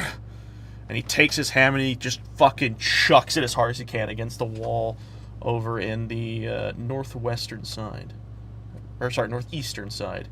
As you see it just fucking Does it zoom fucking just off hit to the over. guard? No, he just like he throws it over to like this lamppost thing, and you just see it shatter the lamppost and rest against the thing. And you see Bert kind of duck to the side, and the guard kind of like steps back a bit because he didn't expect him to have this much energy still left within him. And he's just kind of sitting there, and he's like, Algin, you shouldn't be using that. You shouldn't be doing that. You need to save your energy. He's like, I'm fine. I'll get with Arthur. I need to have a talk. If he's one of them, and you say he clearly has this vitriol with the word as he says it, then we have a big problem. Arrange a meeting. Perhaps we can arrange a meeting with Arthur tomorrow. I have that You already think under you really need to control. talk to him. I can talk with him myself. But... Y'all said earlier you That know was where my son complete is. gibberish. Yeah. Sorry. No clue. He- I was hoping somebody else caught it. No. Let me take another sip of water. His voice is hard. I just I heard. just spat water in my mouth. Yeah. He's turning into Batman. You see him kind of like look around at you all, and he says, "You don't need to worry about Arthur. I have ways of contacting him, but you all said you knew where my son was, right? He's in the Yes. desert. If he came in disguise as my son, I feel he is in danger. If it is not too much to ask, would you also aid in his protection? I know not what his quest is out in the Buru, but I know my son. He's got reasons for everything. I'm sure whatever he's doing, he can help you in your future. I will set you all up for the night and for the time. Even help you on your way down. Wait. We were tasked to come here, help the dwarves with their, curse problem, which turned out to be Wendigos. We find some cat man down there who disappears, likely to come up here and kill your men and then harm you. And now, after all of that, you are asking us to go find your son. How does that... We were called to Arthur's about our curses. How does finding your son have anything to do with our mission? Well, Albatross, I think I can help you answer that one. I mean, this entire time we've been doing this quest, we just found the guy that cursed us. It's obviously working. Yes, but who even knows if this guy cares about the son anymore? He's obviously already come into contact with him. I mean, he shapeshifted into his son, but Yes. here, let me say this. I'd be willing to go look for your son if you hold up your end of the deal. He looks down at you, and there's a slight smirk. I did make a promise, didn't I? Alright. Hold on to that. As he reaches up to his head. And at first he's like, where's my crown? And then he looks down, and it's just kind of like resting at his feet where he had fallen unconscious, and he reaches down and he picks it up. He holds it, looks at it, then looks at you. And before he gives it, he looks at Albatross and he says, if that man is the one who cursed you, might means he might have a way of uncursing you. I assume that is what your goal is, as most of them are. Why? My son can help. He's an exceptional tracker. I'm an exceptional tracker. I don't Look. think you understand. He's not just a tracker. He's the greatest at finding people who are hidden. He has found many places in this world, from the travels he's gone, that was originally thought to not exist. He is a traveler. He's damn good at it.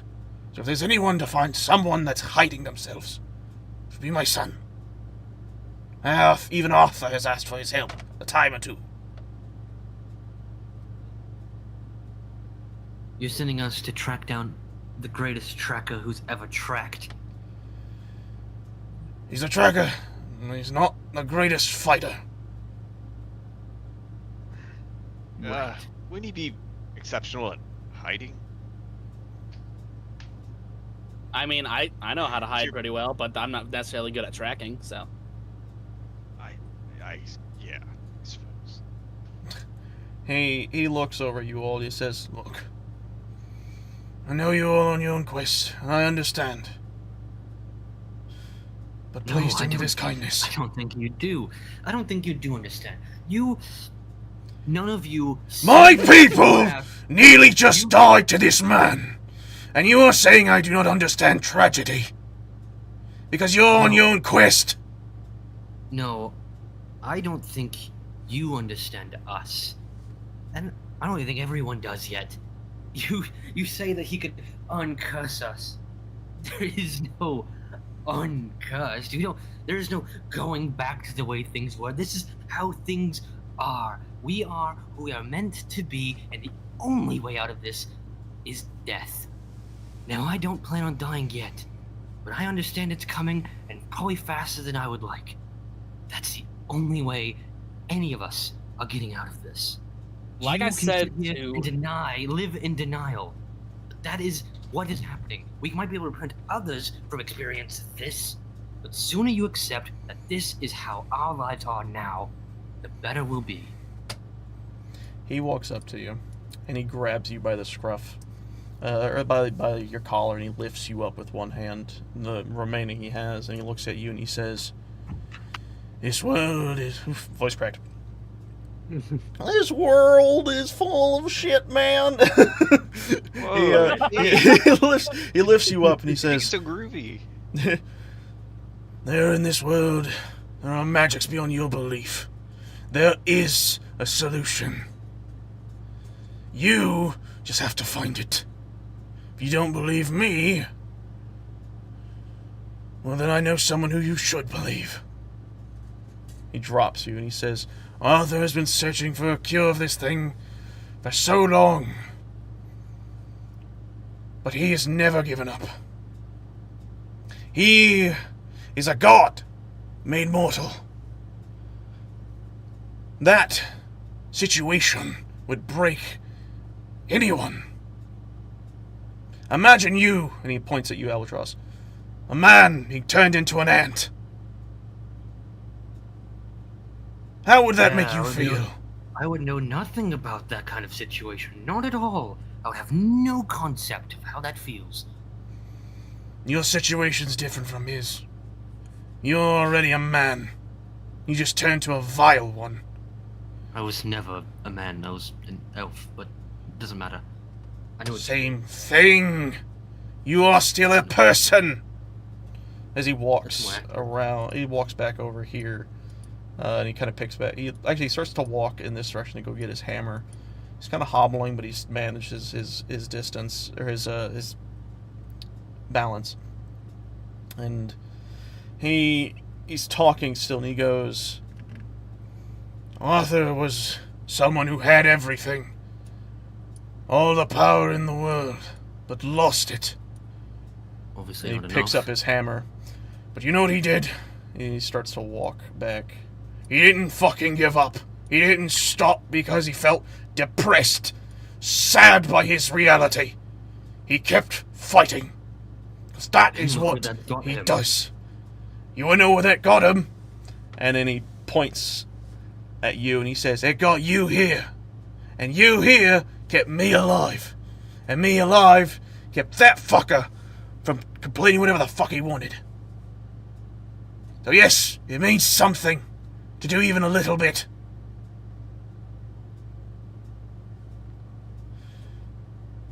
Out of curiosity, was there a chance that the king would have died? Believe it or not, if you guys had left to go do your little side things, I would have had him killed. Oh. So yes, didn't consequences exist. Well, we wouldn't have been able to go to the side thing, so you said we couldn't, so... Well, no, he just said he was going to guide you to the thing. He never said he was going to take you directly. You guys could have gone and did Okay. your side things. That's why I left it open-ended. It didn't seem But open-ended, but... it's In fine. in this situation, he looks at you, Albatross, and he says, "Your situation's bad, but many before you have had it worse. But you," and he looks at all of you, "you're different than the rest. You're touched by fate, by the divines. Clearly, you felled a beast created by that bastard. None of my men could ever do that." And then he looks at Burke. "Well, he did that, kind of." He's like, He was there. "He was there. Listen." Did more damage to the rabbit. I'm gonna take another sip of water. Gotta stop doing dwarfish characters with scratchy voices. It's the only voice you know. I know, it's just fun, but it sucks. He then continues and he goes... Fuck, I actually forgot what I just said. The water... You said we were all touched by fate. They Yeah. diddled in our Yeah. sleep by fate. I don't know about that last Yeah, part. he was like not strong enough, or his Yeah. men aren't strong enough. That's something right. like that. Yeah, okay, he goes... after he says Burke is also of a similar fate, he looks at Burke, he says, "Even though Burke is special, I do not think he is touched by the adventures you all will be going on." Burke kind of looks to the side, but he nods. He says, "I only have one goal in mind, sir. That's to keep Damien safe.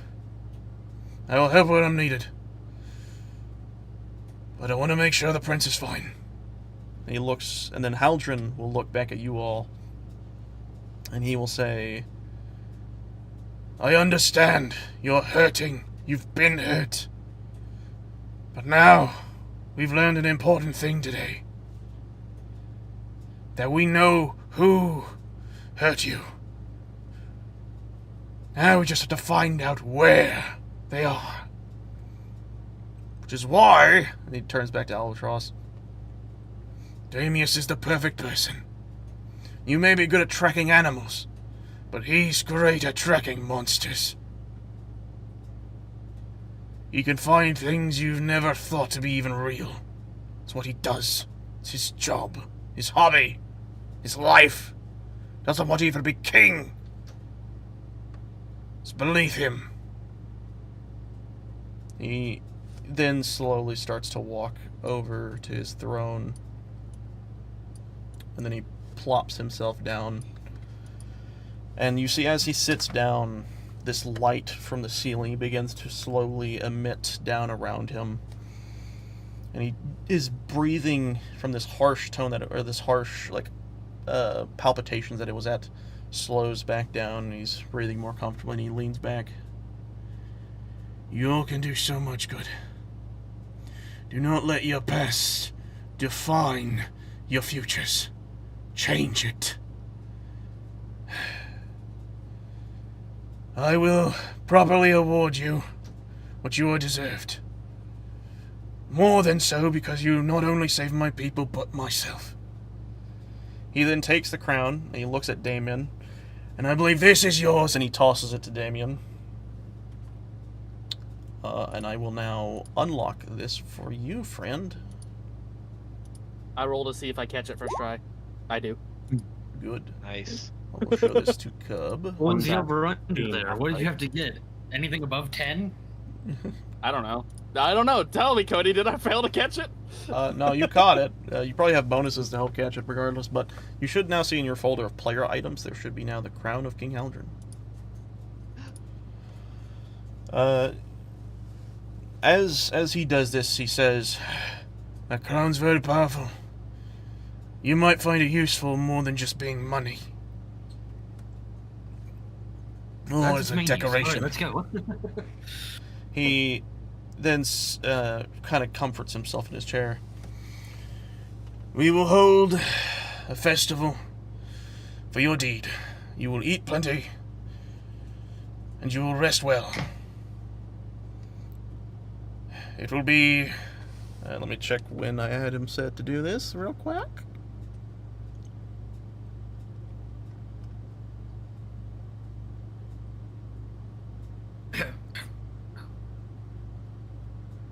I Give just me a moment. imagine he has his finger up in the air and he's just dramatically pausing right now.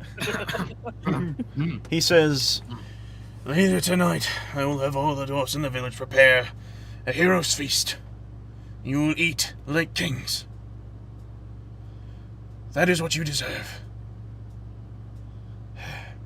I will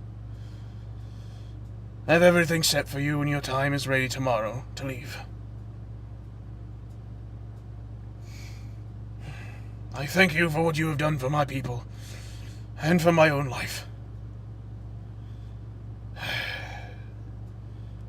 I need to rest a little. he kind of like his eyes start to shut, and you see the light around him begin to dim.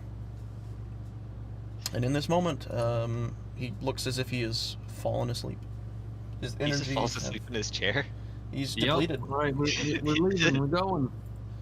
You Now all steal look at his this. hammer. You see him in his chair, kind of Oh God. just resting there, breathing to the best of his ability with all the pain he's been racked with. I will ask, before you all skedaddle out of the room, do you do anything in his throne room, or are you just leaving? I mean, you This said is there what we're about to wasn't do. anything lootable. There's not. It's mostly just like statues and Steal the Unless hammer. there's any way we Steal could that chip hammer. away the gold on the statues to sell it. No, I don't think so. all right. The guard will As we're- Gold. the guard Even will though stay gold- by the king. Wait a minute. Burke will follow behind you all. Oh no. As What? Gold. I was gonna say gold is malleable enough to melt when you put your hand on it because your body temperature is hot enough. But I don't have a body temperature. I don't- my character is cold. I mean, you can crush like tiny bits of gold. I don't think you can melt like a full like ingot of gold. Even it would take a long time to do an ingot, but yeah, your natural body heat is warm enough to where you would melt gold. Whoa. Nice. And, Drink some Except more for water. mine, because mine's too low. Well, mine's I don't- 0. I don't I have a don't body think heat. I don't think I do either. Yeah, no. Oh, Actually, you a lot of don't you either. don't have a body temp. I think the only person who could technically is Gug and Burke because you're both werewolves. And Gug wouldn't do it. I'm heated. In this moment, Or, we'll take a rewind to see what Pan was up to while all this was happening. Finding a church. Can I I want to. Yeah. Can I before like Huh? before we like fully like exit, I want to like walk out with Albatross and just like walking out be like, Oh. Well, where are Yeah. you? I'll go back up. I'll go back up. yeah, Yeah. Yeah. Before you go, I do want to catch up on Pan stuff to make sure they were doing stuff, and then we'll get back to you. Yeah. That's okay? Yeah. Yep. All right. Pan, what were you doing in the time that this meeting was happening? She went to find the local church of the town.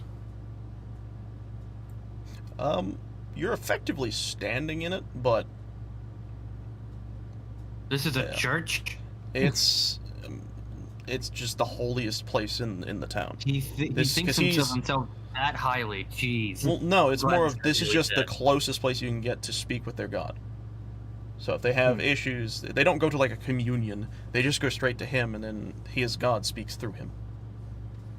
Oh, Wow, Okay. he's the Pope.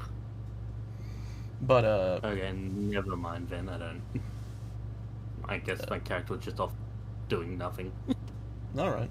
If you don't have Yeah. anything you would want to do, then I guess we'll head I had back over to. I had a cool idea in mind, but it doesn't work. I mean, you can out. tell me. I might be able to make it work here. Maybe they'll have like a shrine, and you can go to the shrine. was- It's not a church. She was basically gonna pray to Arthur. Oh, Yeah. that makes sense. What I will say is, in the middle of town, there is a little statue. It looks to be a depiction of what's his name? It is a picture of Moradin, the dwarven god that they worship. If you wish to Gross. kneel in front of it, you can do that. I don't think she'd really see the need to kneel in front of that, but yeah. I'm just trying to give So you it's all something to good. go off of, but yeah. All right. I will She was- scroll back up my personal perspective over to Gug and Albatross. What are you two doing? I was just gonna say, like, while we were exiting, like, if you ever got lost, I would try to find you. You don't need to speak in the common tongue with me. Just wanted you to know. I'll say that in Orcish, I guess. There you go. I just know that it was like we're alone now. So Yeah. Burke will just kind of like walk by y'all, and he'll like stop, and he'll turn around. Wait. He looks at Albatross and he says, "Deeply I am sorry for the way I have treated you all these past times, and I hope that has not ruined my image, but I do hope that you can help me find Amius." And then he turns back around and he starts to walk.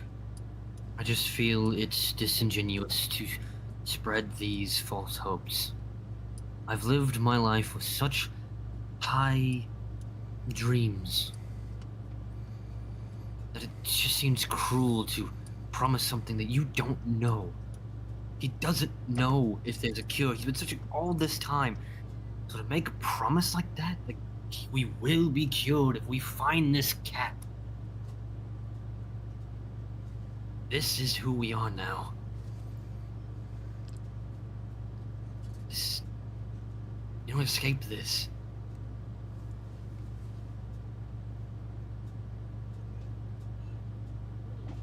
As Are you gonna say anything? Seeing if Gug was gonna do anything with that, because he's the only one next to him. Oh. as you know, Pan's waiting by the door and sees Damien approach, she just says to him, "Hello, Damien. Are you feeling better?" Yeah, could be worse. I'm sorry that my healing is a bit lackluster, but hopefully it tended to anything serious. We all have things to learn. It's fine. I still gotta learn how to do my phasing stuff because it's something I can do with this body. I don't really know how to do that at all.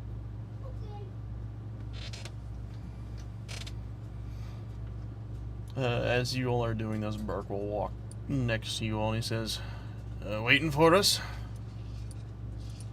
Well, Just don't really Trying have to think anywhere of else. what to do next. I know we're probably gonna be here for the night. Probably best to rest up and just enjoy the time, because later tonight there's going to be apparently a feast for you all. Had I guessed myself. He kind of like chuckles to himself about that one.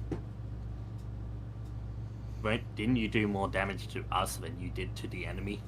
You Not see him now. like you see him do like the anime, just like Ah, it was not my just intention. me specifically. Yeah. Yeah. I'm really good at hitting things. I just don't know why I couldn't hit it. As he continues, he probably opens the door and starts to walk out himself. And if Damon. continue. Sorry. Pan looks over to Damien and she's like, "Damien, did you notice something weird about our good old pal Cerberus or McCree, whatever his name is?"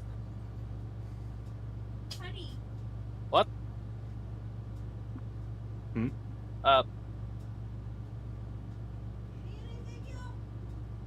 Hello?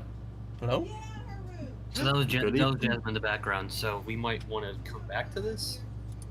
Oh, Maybe? yeah, I'm gonna go for a second. I'll be right back. All right. Okay. This moment, meanwhile, everything pauses in what the time other- as I scroll back up. I would like to What are you search doing? this body. Yeah.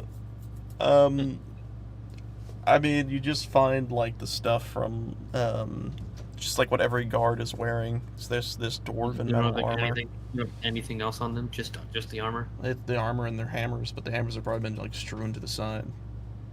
I think the king's gonna notice if you take anything from here. Honestly, I'm at fucking end of this, man. All right, fine. Not being able to find anything, he just keeps going. Shit. All right. I guess we'll take a I can- momentary break.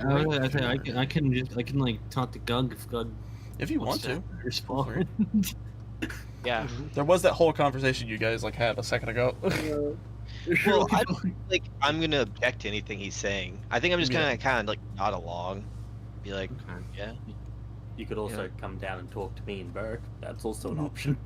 You see Bert turn around like, "Come on, slowpokes, we're heading out." I thought we were gonna have like some like temporary deep conversations, and Gug just goes, "That's deep." Yeah, well, I don't think like process of me changing Albatross right now.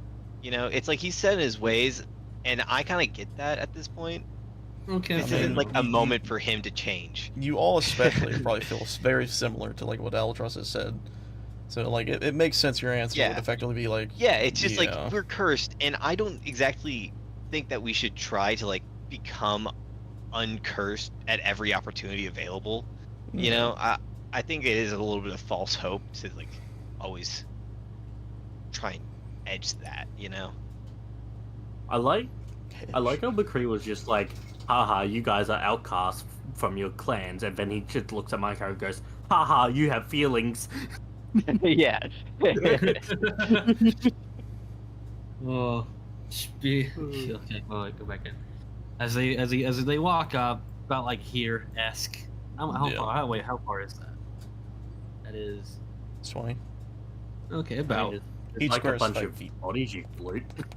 no, not that. I tried, and he said nothing. That So is- about from They here- don't carry much on them. He holds up the totem in his hand. He looks over it.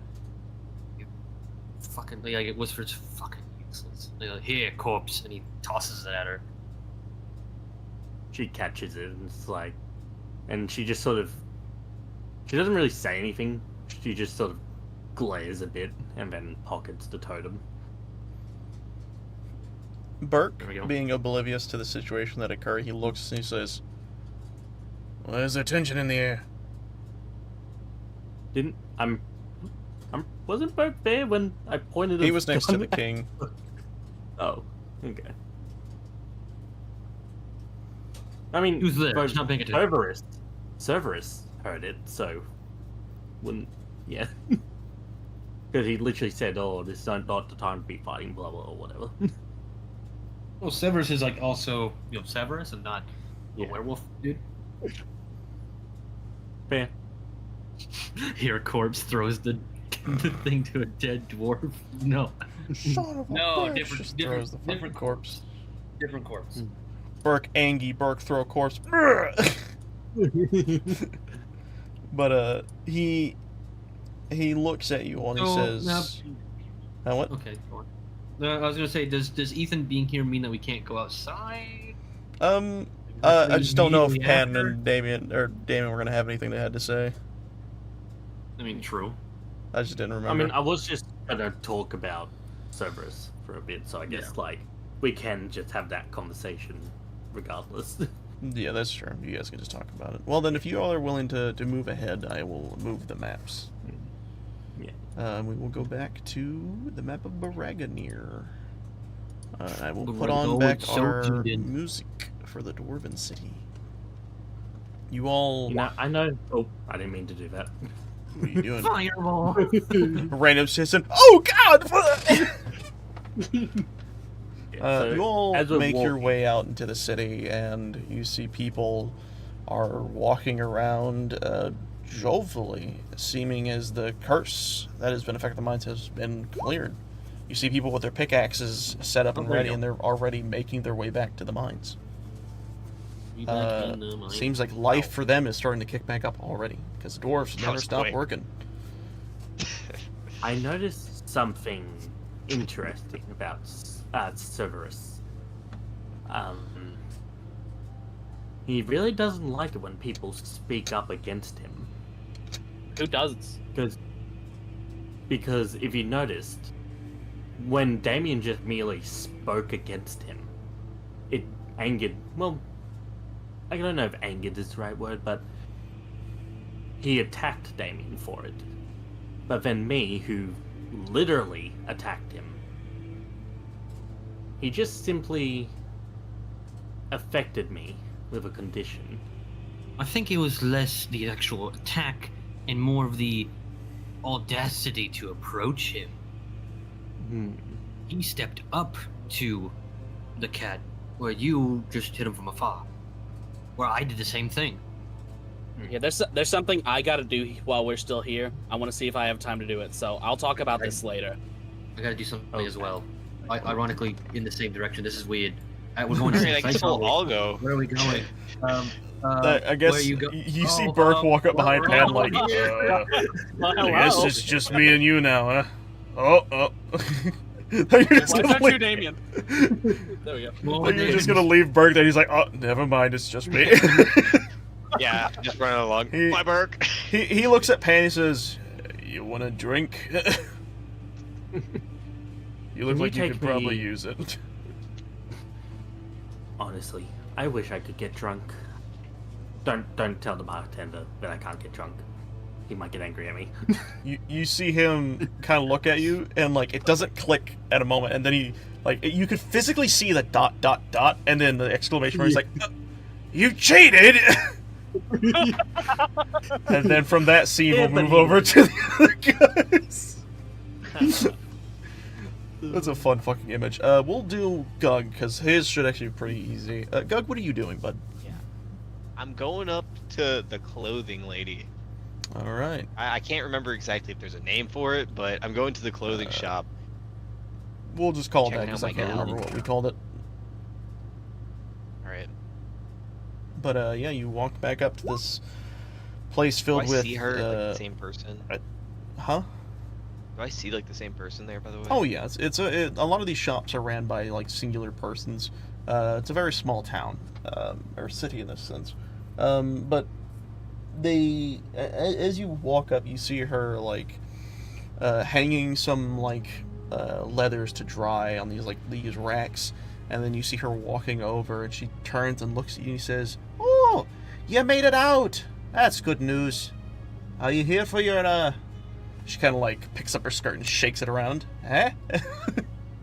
Wait, what are you doing? It's less feminine, hopefully. Oh, it's fine. It's a skirt either way.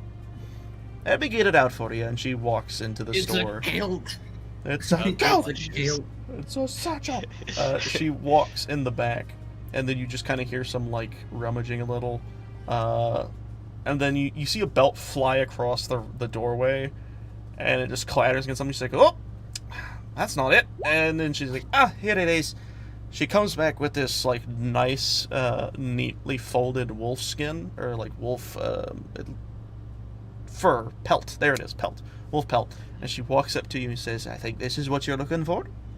And she presents it to you, and I do want to pick it up and like hold it by two ends, you know, and put it in front of me, and then I want to do an investigation to see the quality of it. If you don't All right. mind. Go right on ahead. All right. Whoa! Yeah, well, whoa! You can see that this is expertly crafted. Dwarves are known to make and work their hardest on any project they get on. And she, much like all the others, does the same. This thing Alright. looks as if it was born to be a kilt. Poor wolf. Yeah, dude, I'll be rocking this thing. Yep. Actually, I'll let you describe. What does the kilt look like? It looks very similar to the one I'm wearing currently, except it sports a lot more of like a bit darker of a color. It's not as bright and light. Yeah. And there's gonna be a lot less marks and grime collecting on it than before. It's gonna look fresh. Yeah, it's fresh and just like not looked like I've been traveling for a few years in it. You took it to the dry cleaning finally, but yes. She hands it to you and says, "Alright, She kind of like looks at you and holds out her hand. Oh, of course. Here you go. And I'll take out 10 silver and I'll put it into her hand. She grabs it, flicks it in the air, catches it, and says, "Thanks for doing business with you." And she shoves it down into this little pouch she has in front. She's like, "I hope you come back if you need anything." And then she just kind of walks to the back of the room to like grab more leathers to put on the racks. Do you do anything else in this general area? No, I'll just say thank you and walk out. I got my Alright. things. With that, Albatross and Damien, you guys are walking together. Is Albatross back, or is he still getting water? I think he's still getting water. Okay. I will postpone that then temporarily, because I feel like you two are going to be doing something goofily similar. I'm going to grab Burke, and I'm going to drag him down over to Pan here. Pan, what are you doing? So I had Burke sort of like escort me to like the sort of walkway along the wall, Yeah. if you know what I mean. Like He's giving you like yeah. a tour. Not a tour, like basically like so that way I'm like on top of the wall to where it's like you're looking down, Oh, sort of okay. at the yeah. And she looks at Burke and she asks, "You know much about praying?" He kind of looks down at the place below and he says, not much more of a religious person myself, but even I still believe in our God more than. Give him a couple prayers here and there. Sometimes I say How just do a little you- one's always enough. How do you do it, Burke, when you pray to your god? Well, not like one of them haughty types. I just kind of do it in my head. You know? Take a moment, maybe wish some things, and move on. Sometimes, when I'm fighting a beastie that's really tough, you might hear me say, let me think about it now. How does this go? Moradin, protect me. Yeah, something my dad taught me to say all the time, in moments of stress. Why you ask? Pan just sort of, I guess, closes her eyes, like, turns off her eye visor things, and she, I guess she just sort of puts her hands here. And what is Arthur's, like, godly name again? His name is Argathis. Yeah. So yeah, she puts her hands here and she's like, Argathist, can you hear my words? I don't know if you can. I know I can sort of speak to you every 8 hours or whatever, but in this moment, I just need to talk. In that fight with Severus, he made me feel scared. And in that moment, I realized I'm still me. I'm still alive. This zombie curse hasn't completely taken me yet, and I don't know if you can even still hear me, if my prayers are just falling on deaf ears, since technically you're not even a god anymore. But regardless, I've decided that I can't stay here anymore. I need to go out. I need to find answers. I need to go home. And I don't know where home is. I don't know how I get there, but I guess I'm leaving. Yeah. Guess Give me a goodbye. moment. Yeah. I am fiddling with my dice real fast because I'm going to roll a chance situation here. Does he hear you? He smites me. No, just stay here. How dare you? That's right. That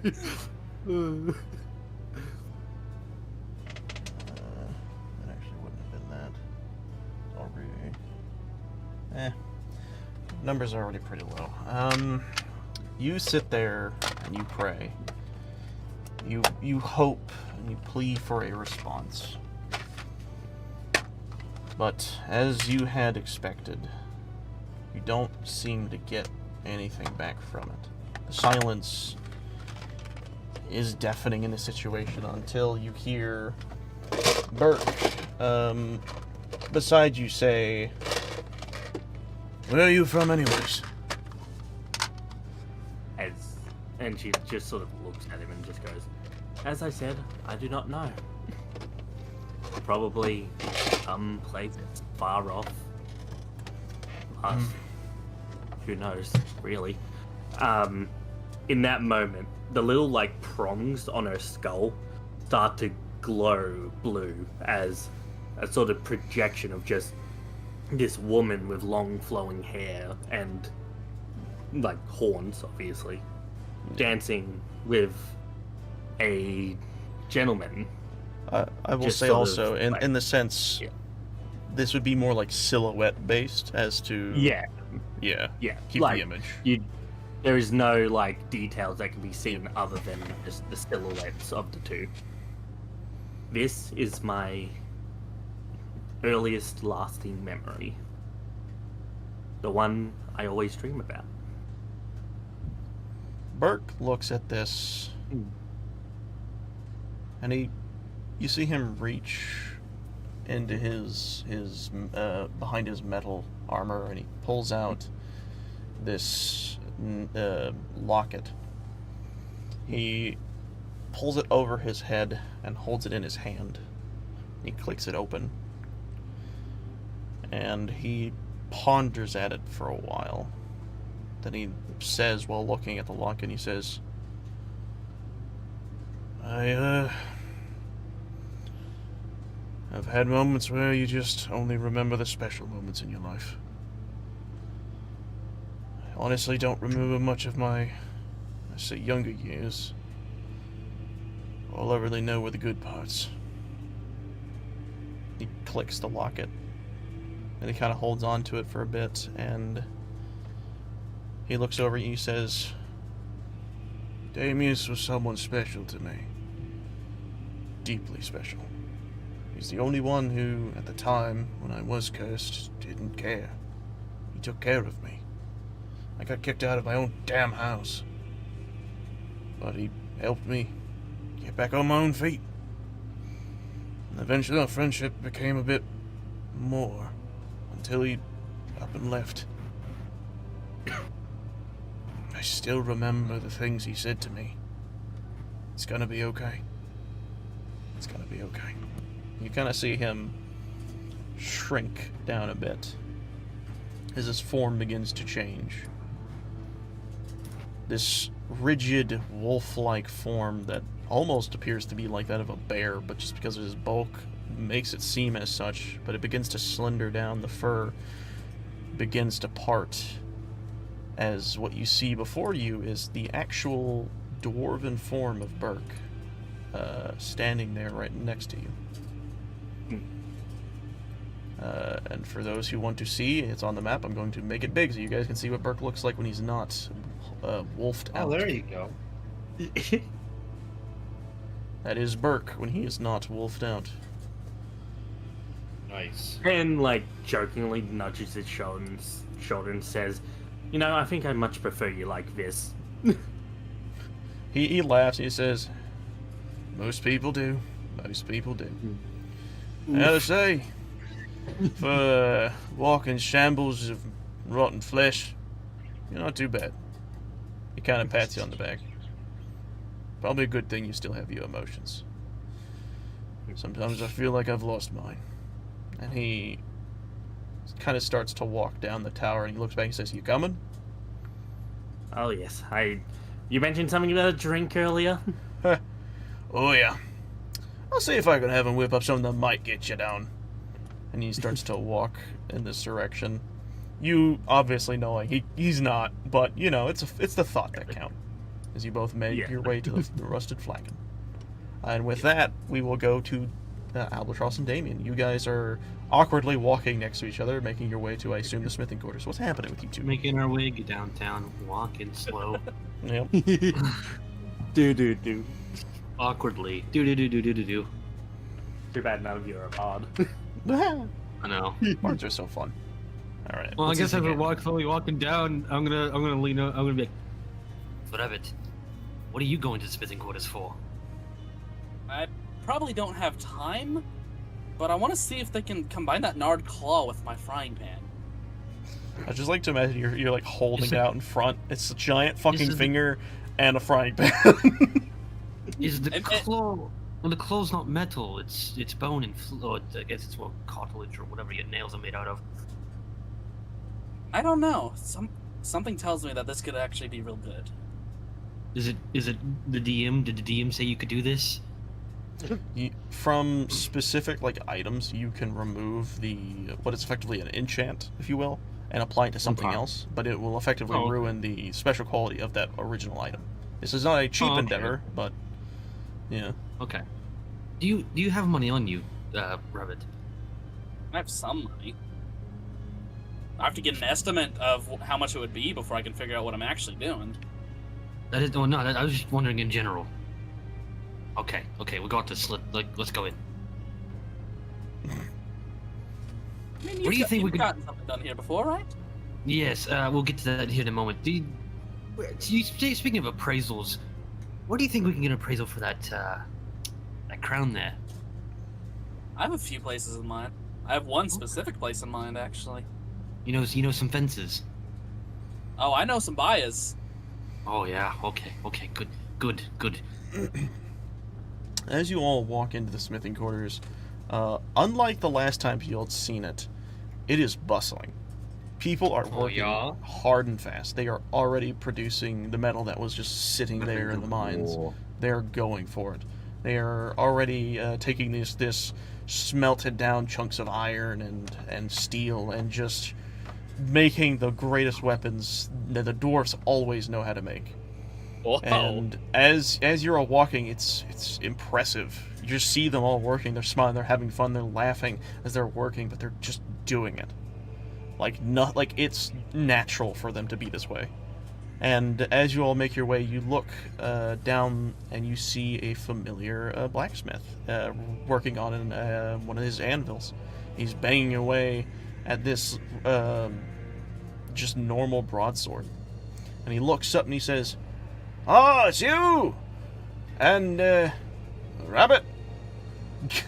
He kind of turns his head because I don't think he's seen you yet. No. He's a friend. He shakes his head. That's fine. What can I do for you? And he looks down to the rabbit. Actually, wait, no. Sorry. He stops. He says, you're here for your sword, right? Yes, I'm here for the sword. And then looks at the rabbit. What are you here for, lad? I'm not entirely sure if it's possible. Like, I grab my frying pan and the Nard Claw, but it's like, I know that in some places there are magical items that can actually have a debuff or a buff removed and put it onto like another weapon of choice. Wow, that is how you say it in canon. Okay. Yeah. he looks at it. Remove the magic from this item and put it onto this one. He looks at. I was trying to find a way to phrase it. It's fine. It works. I assume you're holding both of the items, right? Yeah, I'm holding them both out. He looks at it and he says, "That's one hell of a... What is that?" He leans in and looks at it. Looks like a finger. Where the hell did you get that? It's actually a claw. It's a claw from the Wendigo we killed in the mines. That's what you killed? Was that what was causing all the hubbub? Yep. Damn. Why not? Alright. And you're wanting to apply what this thing can do onto... And he looks at the frying pan. Do you have like a knife or a sword? Or are you just wanting to... He pokes at it. You'd be surprised what this baby can do. Albatross leans in from outside of the camera. Do you think you could line it in gold? Make it a golden frying pan? I don't know about that one, but I'm breaking the fourth wall. Yeah. he looks down. He reaches his hand out. So may I see the two? Yeah, might as well. He hands them over. He takes the claw and he takes the fucking frying pan. I had to think what it was called. And he looks at it and he's like, I could probably fashion this into a handle and then just kind of... And he kind of like puts them in front of each other and looks at it. How'd you feel about a Wendigo bone handle for this thing? A bone handle, you say? Oh yeah, I can make it look nice and spiffy. The only problem is I can't guarantee I'd be able to actually pay for the service. You did tell him how you saved the city and all of his people and his king. The king? Well, you all just saved the mines. What happened to No. What happened to the king? Saved the king's life too. He was attacked by one of the beasts in the mines. He He's was. alright right now. He's just missing an arm. You see him start to get riled up, but then and then he goes, "He's missing an arm." What? We have an inventor. We have an inventor that can make robot arms. He'll have an arm. Ooh, He's not a like bad sitting idea. there, is like, "What happened?" A lot. It's a lot to get into, buddy. We'll talk off camera because that's a lot, man. Yeah, that is a lot to tell, but once your king's fine, I'm sure he'll tell you all about it. I better damn well. All right. How much you got? And he looks at you. How much do you I got? actually Because gotta I check don't this. 125 silver pieces. That's It's really like enough. 10 per gold. Or 10 for a single gold, I think. So what is that? Yeah. 12? 12 gold pieces then? Yeah. Yeah. He looks at that and he says, It's not a lot. I tell you what. I'll take that, and I'll make this for you. Consider it a kindness for apparently saving the king. That sound good? I can part with that. I'll need it for a day, and tomorrow you should be able to come and get it. All right. He That will sounds take like it, a good deal to and me. he will place them back on his table. You'd be surprised by how efficient these dwarves are. And I he can says, tell. Look at them speaking go." of efficient, he walks behind this anvil he walks behind this like workshop table, and you see him reach down and pull out. And I will actually now show the class Albatross's new super duper sick looking blade. A super duper sword. But I will specifically be placing this in. Oh my god, it's the Z sword. Yes. Show players. The 12 sword. This is Albatross's new sword, everybody. Yeah. You see him reach down and pull this beautiful blade out. It is astounding looking. It is pristinely designed. It almost looked like it never lost its blade to begin with, but the blade is very distinctly different than what it used to be, and in the sense of Albatross, you can immediately tell that the handle, the guard, and the pommel have been completely refurbished. They look almost brand new. When you said he's efficient, he's more than just that. He is fucking awesome at his job. And he holds it up and he says, "What do you think? I tried to get a design into the blade a little bit. Decided to keep a little bit of the gold because that seems to be your elven style. Refurbished the handle, gave it a new," and he shows the green. He said, "Give it a little bit of a different color here. Don't kind of look nice." Albatross, kind of astonished by the look, does gently take it from him in both hands, like laying it out, you know. Yeah. And he studies it. He looks over it, and he feels this connection. Which backstory did we go for the sword? That he found it inside the house? We'll go with the he found it one. In the house. That's Yes. very specific. Okay, so he knows that this is connected to him in some way, but he's not entirely sure. He doesn't how. know exactly how. He just knows there. But he- I will say, actually, now that the blade's been refurbished, I want you to actually roll a history check. Alright. I say it looks like I brought my frying pan to the right Oh table. yeah. With that, what I will say is, you can definitely tell this is one of the family blades. It is one that most elves, that when they get married, hand over to their significant other. The Then knowing design that this is very similar to the one that a lot of other elves use for their blades. So knowing what this likely is, but not being able to confirm it, but he knows that it's connected to him in some way. Yeah. Holds it up as if it is near priceless. And as he does, he drags his right hand over the edge of the blade, purposely cutting himself and smearing his now thickened dark red vampire blood over the edge of the blade. I will, you can take a single point of damage if you feel so choose. But he looks at it and Fine, I'll says, take "That's one damage. That's one way to test out the sharpness of it. Are you counting that as one damage? If you want to, I don't care. It's just funny. But he looks at you and he says, "You know, I have a chopping block. You could have just give it a swing. You don't have to cut yourself. Now you kind of smuched up the sheen." It's not about the testing the edge, which I can attest is nice. It's more of a Nice. promise, a christening, if you will. That if I were to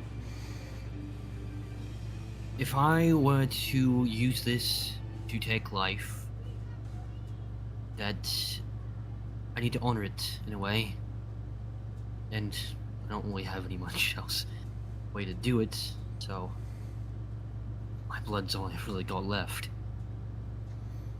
I know some few hunters who always honor their prize. That's fine. He thinks. You see him, like, almost pull his hand out, and then he stops. I was gonna ask for that other half, but you did a lot more than just the mines today. I think I'll let you keep the half. You did good. I mean, excuse me. And he looks back at the swords that are, like, without hilts and without guards, and he says, I've got a lot of work to catch back up on. And he looks at Damien and he says, I'll catch you tomorrow. Alright? Damien. Yeah. No, he Alright. said Damius. He said Damus. No, again. damn it! Fuck! Damien, he looks at Damien and he says, I'll see you tomorrow. Alright, see! It's gonna get God. real bad for Cody when we actually meet him. Yeah. Damien, oh, they fused. Stop fusing. Okay. So, in this situation, you guys basically have until late in the night, probably around 8 o'clock in the game, because that's when the festival's happening. So what are you guys going to be doing in this time frame? Well, first, just, because it happens right after, Albatross steps out into an open spot, and he wants to make sure no one's really around. He wants to give the sword a few test swings, because he's never actually used a great sword before. So, gaining its weight and seeing how it feels in the hand. Longsword. Same thing. No, they're not. They're not the same thing, but he's kind of small. He thinks it's a It great is a great sword. sword. It is a fantastic sword. Yeah. It is the greatest of all of the swords, and he's gonna give a few test swings to see how it feels in the hand. All right. As you swing it, it almost feels like it's meant to be held by you. This blade swings effortlessly through the air. It seems lighter than it should be, but it's a pristinely made blade, made by what you can only assume is a master blacksmith. He put a lot of effort into this blade, a lot more than you had thought, and it seems that it paid out. Ben has no insight on this. No, he does not. But as this is all happening, I will again ask, what is everyone doing up until the festival? Also, you all can be considered having a long rest if you wish to click the button, if you haven't already. Yeah, Button. I sure actually would what love I was to. going to be going to do. Yeah. You're just gonna go rest in the inn? Yeah, Alright. because I'm still, like, pretty low health from all that. Yeah, that's fine. After a little bit of drinking, Pan is just like helping fucking You Burke. see, yeah, Burke's just like, I didn't know what was wrong with me. I was just a little upset. I thought I was better than this. And he's just kind of like walking, like very shoddily. And then I'd be no. Let's get you back to your bed chambers. As you say this, he's like, Oh, wait. no, as you say this, he's like, my home's down at the bottom of the mountain. Yeah. And he just kind of like falls over onto the ground, and you just immediately hear him go. Pan just yells out, Gog, are you around here? I don't have the strength sound required. I just imagine Gug just manifests. I am here.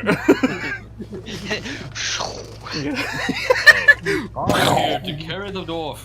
He's a fucking genie. Wait, Just, I Pan guess I'll ask in legitimately this just situation: yell Is out, Gug "Are you is here?" Gug anywhere nearby? Honestly, I'm just gonna try and meet up with the first person I see after the market ring. That's like I don't have like a whole lot of other. At that point, you probably would have seen them head into the bar at the last second. So then, would you be like walking out with them? Yeah. All right. So I guess in that sense, you were also helping Burke, and he has just collapsed to the ground. Can you deal with him? I don't have the strength to carry a dwarf in armor. Okay. So how big is Burke again? Like, is he? So Is he, I like, actually on his character sheet, or- I actually have his size written down. So let me He's pull that up real 4'7", fast. 280 pounds. He is thick. He is a thick baby boy. How plump is he though? He's chunkers. Okay. Like, So, oh shit, lord, the he sheet coming. has his wrong height. It is this. He is 4'7". Told you. His weight, in his wolf form, by the way, is like 320 pounds. He's a heavy Oh my boy. god. He's But he's dense. not in wolf form. No, he is his human form. In his human form, he's like he's not impromptu for being like the 200s. He's like a 260. Told you. See, I was pretty much there. I was pretty much Yeah. right on the dot. He's a heavy boy. Okay. But you, I guess. you are able enough to like discomfortably drag him around. Oh, okay. I'm not gonna do like a survival check. No, Once I no, try to no. start picking him up. At the end of the day, you are an orc. You're fucking strong by nature, so it's fine. Okay. Then yeah, I'm gonna walk up behind, or like I guess not behind him. I'll walk up to Burke and like start like levering him up like onto like my leg, and then like trying to get his arms under my arms, or above my arms. As you're Okay. doing this, you hear All right. in his sleep, he's like, I'm a good fighter. I hit a bunny. Sure you are, buddy. Oh god, we got to him, didn't we? As this is happening, I feel like Damien and Damien and Albatross would be like just meeting the area. They'll see everyone like walking back to the inn. What Pan the hell happened here? Pan walks up to him. It's like, he got a little bit drunk. Now, mind telling me why a guard came up to me asking me to build an arm for the king? Word spreads fast here. That conversation happened like literally just now. Like we walked out of there and into this court. We didn't even tell him. We didn't even tell him who we thought it was. Well, I mean, you know, how many there's- other strangers could there be with with built arms? You just like And you legs. take a moment and you just listen And to a like the claw. scrabble around you, and you just hear people being like, "The king lost his arm. That's crazy. I hope they give him a mechanical one. You think that zombie's gonna be able to build him a new one?" It's just like everywhere. I'm gonna stop talking out loud. I'm going in the inn. Can't you literally use whisper and whisper in people's ears? Damien's already gone. He can't hear you. I can hear you. La, la, la, la, la. Dude, whisper. Oh, Yeah, what? Where is looks Pan around. going? Albatross looks around in the direction no. and notices that he's alone. Like, oh. Pan, are you actually walking up to the throne? Alone again. Unfortunately, you will be stopped by a guard. He says, "No one's allowed to enter where the king is resting." But I can fix him. I'm sorry, you'll I'm have sorry, to. how many? I will try to fix you. Whatever. I don't need to see the king himself. Just can you get me his hammer? I've got a fun little thing planned. They all like they both look at each other as like, even if His we wanted to, hammer. we couldn't. That thing's heavier than anything we can lift. Pussies. Peace sign. Peace out. You see, like, the both kind of like lean to me. He's like, "Who the hell was that?" Okay, well, I guess I just go to the inn. As you all crowd into the inn, Gug, I have to ask, where do you put Burke? I was actually just thinking that. Do I just like take him to my room? Because he wasn't like initially staying with us, right? No, didn't, he wasn't. Have a room. You can put him in my room. I wasn't planning on going to the inn. He doesn't live in the town. That's at least the thing you've heard. But yeah, if you are going to have him in your room, it is okay.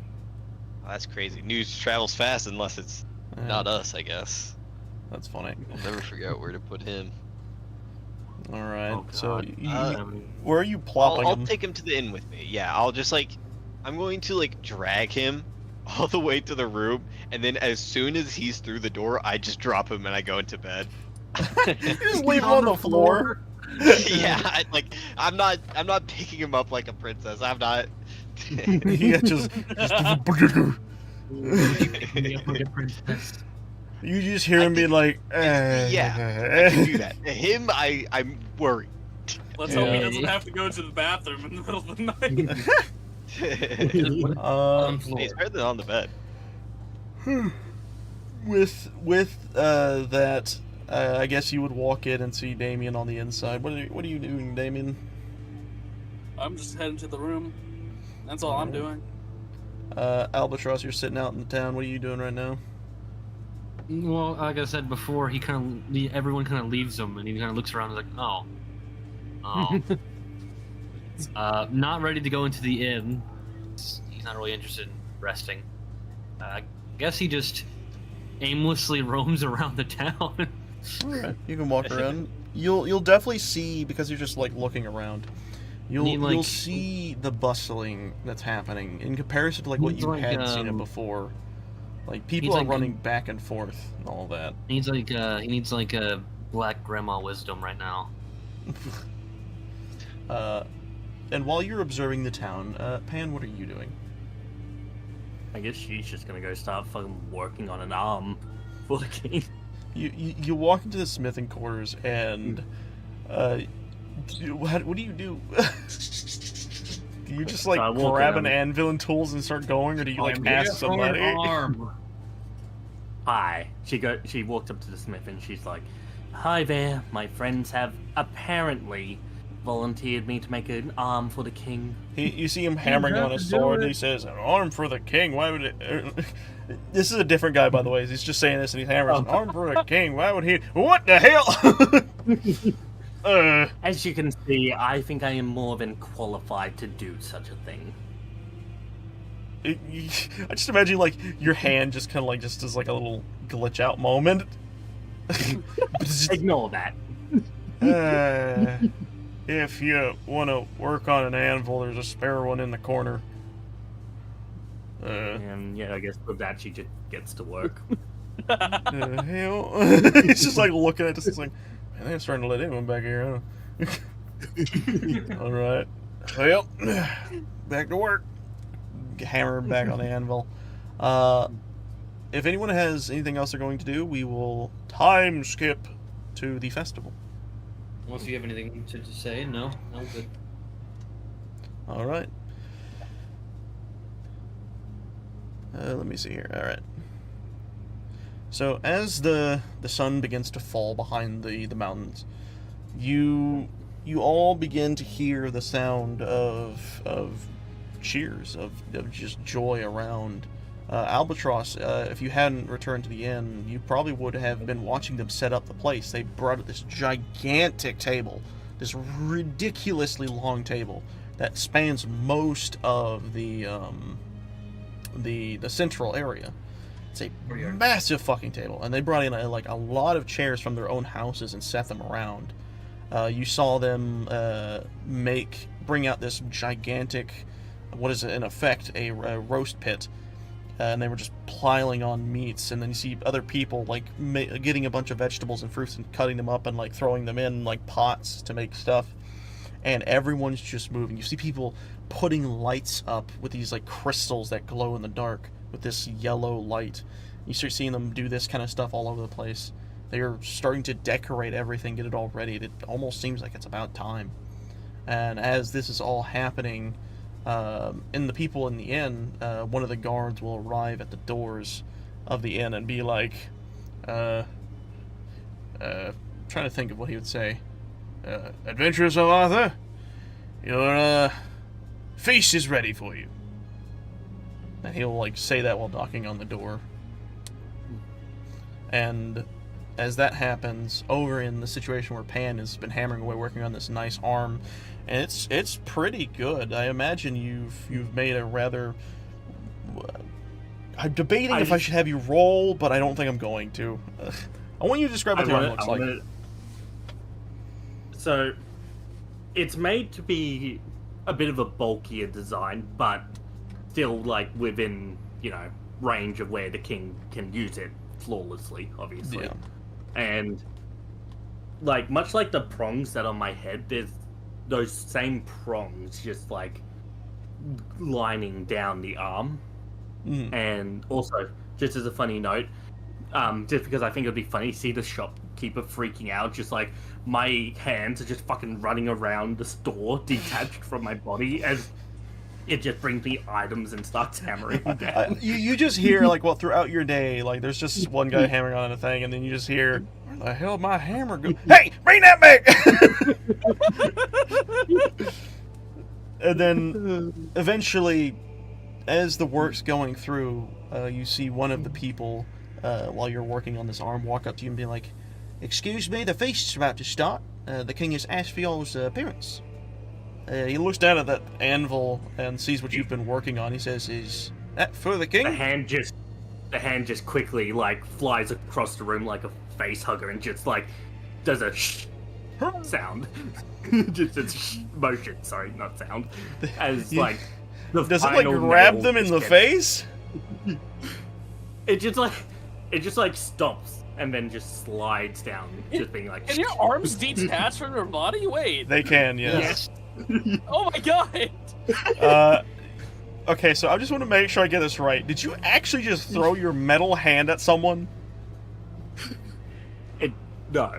Okay. It just like. I was making sure it wasn't doing if it was doing that or just doing like this extended thing, stops in front of the person, then does a gesture. Because if you're just gonna throw their fucking hand. But okay. So they see that, they're just like, oh, but the king is asked specifically for you to be there. What's that? Get like points. The arms just sort of fly back to my little nubs, and then, like with one final jolt, I just jolt the arm, and it's like, all right, fine, let's go. And I pick up like 6 more of those same prongs, and then the arm itself. Okay. He just starts to like fall. He's a lot smaller of a person, so he's still falling behind you like a little fucking minion. And as you all, and I'll read this from the actual page itself here. As you all make your way to the center of town, much like I had described before, you will see this giant table set up with a bunch of foods ranging from fruits to vegetables to meats and breads alike. The middle of town has been decorated with stringed lights that appear to have yellow glowing crystals and streamers of wreaths that wrap around most buildings. Every dwarf you see is laughing, eating, drinking, and partying like you've never seen before. You then see Haldren at the end of the table, laughing alongside Burke, his one good arm wrapped around Burke's neck. And I will state, you all didn't see Burke when you woke up. I'll plop it over here. Or when you were just fiddling around, you eventually Is he still drunk off his ass? Oh, very. However, while Burke and Haldren are laughing, you notice that Haldren's eyes meets yours. He gazes at all of you from the distance, and then he raises his cup and say, "Friends of Arthur, please enjoy the bounty of your rewards. Drink and eat till your stomachs burst. Laugh and play till you can barely move. This is a night of partying and remembering all that had fallen. May Moradin's light guide those poor souls to the afterlife. And may his jovial spirit enlighten us this night." And the party commences. You all gonna place him down? Yeah, you're gonna like place him down on the map, or? Oh fuck, yeah, I probably should have. Sorry. Yeah. That's a good point. I probably should have. Alright, let's see. Where is this one? There it is. I have to ask, is there anything not alcoholic here? Hey, you see this lady walking around with like a platter that has like the drinks on it, and she hands you a drink and says, "This is apple juice," and she starts walking away. Good enough. So in this situation, I'll ask, what are y'all doing? Meat table. Okay, in this moment, I need to know, what does Gug look like when he sees the table of food? He is salivating. He is beyond the wildest of dreams. He never thought of such a beautiful moment of meat being gathered on one surface. We're gonna person by person this, because this is amazing. Okay, Albatross, you've been watching them prepare all this, and this is all happening now. Well, what are you doing? He kind of like I'm trying to, where would be a good place to do that? I guess like here. Like he's kind of leaning against the building, kind of like, you know, emo teen, whatever, in the shadow over here, looking at everything. He knows he can't eat any of it. It's not within his dietary means. So he just has to look at everyone else feasting, knowing what food used to taste like. Well, he can still taste, but it's like knowing what food actually felt like. He's like, he knows it won't do anything for him in the first place. As you're thinking this, you see, like, Burke will kind of, like, hobble his way around, and he'll walk over to you, and he'll be like, I am Albatross here. Sorry, hold on. Alright. What are you doing all on your lonesome? Some strong stuff. We're celebrating getting our asses kicked by an entity we can't even hope to even begin to understand. I don't think you heard correctly. We're celebrating the people who have passed on. We're giving them a chance ahead, and then celebrating the victory that we had. Even maybe minor. You celebrate your dead. Well, we celebrate them passing on to a better life, being with Moradin. Every dwarf here craves that. And now they have to be with him. You think the dead could hear you, or... Oh, they can hear us, you all think right. the dead... Moradin sometimes lets them come down. Some nights. Very rare, but we have them occasionally. I'm sorry, I don't really understand. Do you not give thanks to those who have passed for the time? I don't think you understand. I've never seen an elf die in my entire life. He kind of like nods. He's like, hey, they are fucking old. Speaking of, how old are you? You look like you're 19. I'm post my 50th year. Ah, you're still young. That's fine. But that aside, we dwarfs like to celebrate the dead. Gives them a passing on to the lands of Moradin. But it's also a time to, I guess, break off from this cruel world and enjoy the moment. You can't just stick in the shadows all the time and whittle. You can't just stick in the shadows and just, be sad all the time. You gotta come out and every once in a while enjoy the festivities. He's like, he points his fingers like, hold on. And you see him run over. Hold on, I didn't put one. I'll just say he runs over here real fast. He runs as fast as he can. Oh wait, no, it'd be up here. Sorry, hold on. Ooh, I was stretching his icon. He runs up here. Whoa. And then you hear this clanking as he starts to round back, and you see him holding a giant tankard. And as he walks over, he hands it to you. He's like, found some of our dead animals around. Here you go. Just kind of like, there's no table, but actually, yeah. No, there's no table. You're in the corner of the building. He kind of like holds it out for you.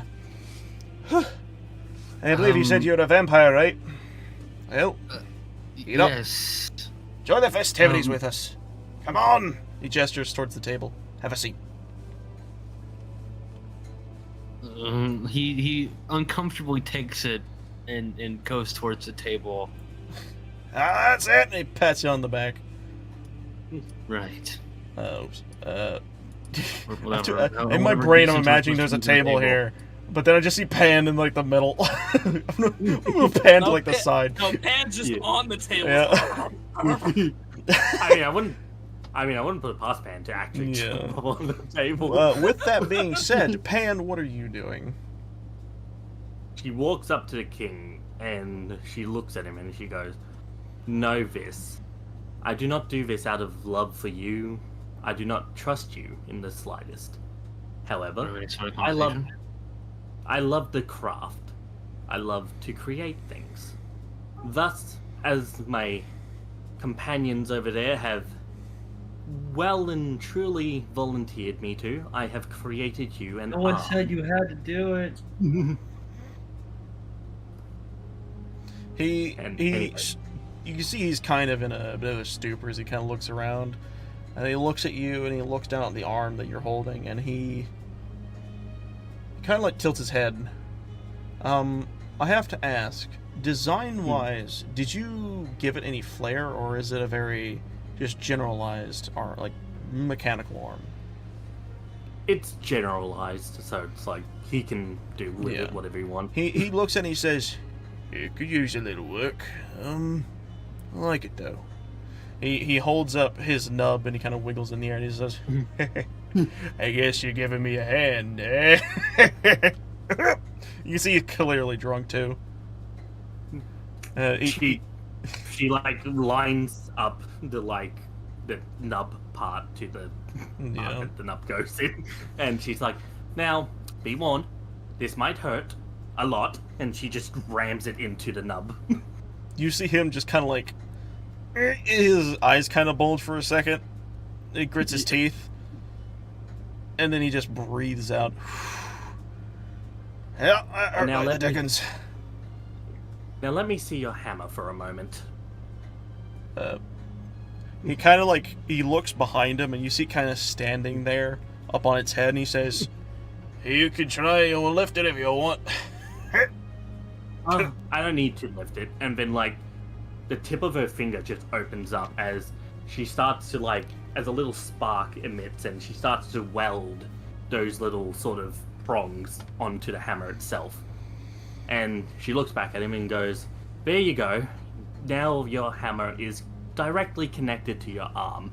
You should be able to basically fling it around as if you had telekinesis, using very precise." You're giving me such a bad thing. All right, And I'm rolling. hang on. Shut up, everyone. I'm not done yet. All right, continue. And she goes, "Also, it can now shoot electricity. Have fun with that. I call it Mjolnir's arm." He looks back, and he's like, he looks at his robotic hand. And he just kind of like, he holds it forward, and you just see the hammer fly like at him, and it kind of like thunks him in the head, and he just face plants onto the table, and the hammer just goes rolling across the table until it like crashes through on the other side, and he's sitting there just like head down, and everyone's just like, "Oh, is he okay?" And then you just see him lift up his head. He just starts laughing. "That's cool as shit." He raises a hand, and you see it just pick up and just, and he grabs it, and he shakes it in his hand. He's still not used to the hand, so it kind of like, it hurts a lot for him to actually grip it like that. And he's like, "Oh, I should slow down on that one." He takes it, plants it next to him. "Sorry about the table." That was actually pretty sick. What'd you do? Simple. The prongs are sort of connected to one another. It uses magnetism for the moving of it around, and as I said, the prongs connect it. Therefore, even though already it's quite heavy and not a lot of people can lift it, you should find that just you and basically, I guess, anyone who could be considered a god would be able to lift it. I don't Really consider heavy-handed myself that a god, but he picks it up again. He kind of looks at it. "I do like the modifications." Puts it back You down. should also find it quite weightless as well. It was already weightless. He holds up his tank and he says, "Thank you, Pan. To you!" And then he looks at Burke, "To you!" And then to Albatross, "To you!" And then to Gug, "To you!" And then to Damien, "To you!" As he downs the drink and just slams it on his table. "A great feast indeed." He's gonna And pass then- out. Tan gets an idea and she's just like, "Hey, I bet I can outdrink you."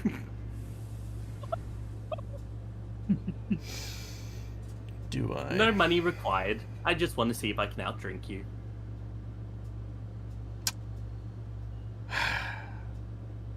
He's drunk.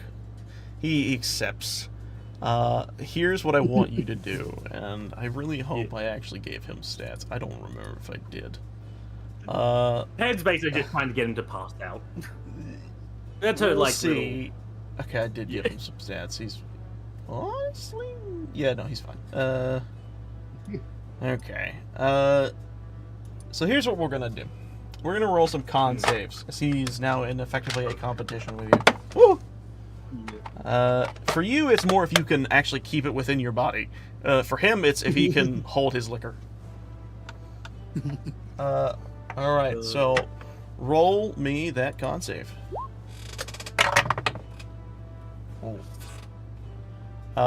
You... Round one definitely goes to you. You see him kind of like try to drink it, but he's just kind of like not letting it down.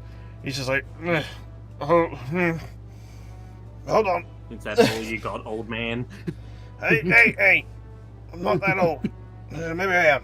Shut up! And then he does it again. Round two, here we go.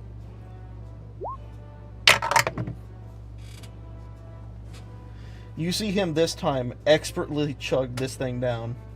And for you, you're feeling a little full. But, round three. Are you ready?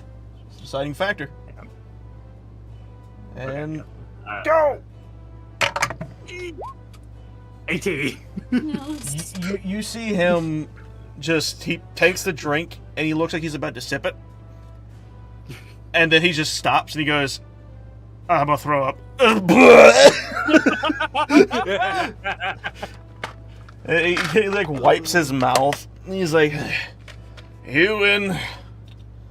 Oh. For someone so small, you can hold so much. Yes. I can, can't I? Meanwhile, you look like a fucking balloon. Just but as this partying is happening, I will ask, what is everyone doing to enjoy the night? Damien's turn, isn't it? Yes, Damien, what are you doing to enjoy yourself here at this feast? Oh, I wasn't even thinking about myself. Ah, shit.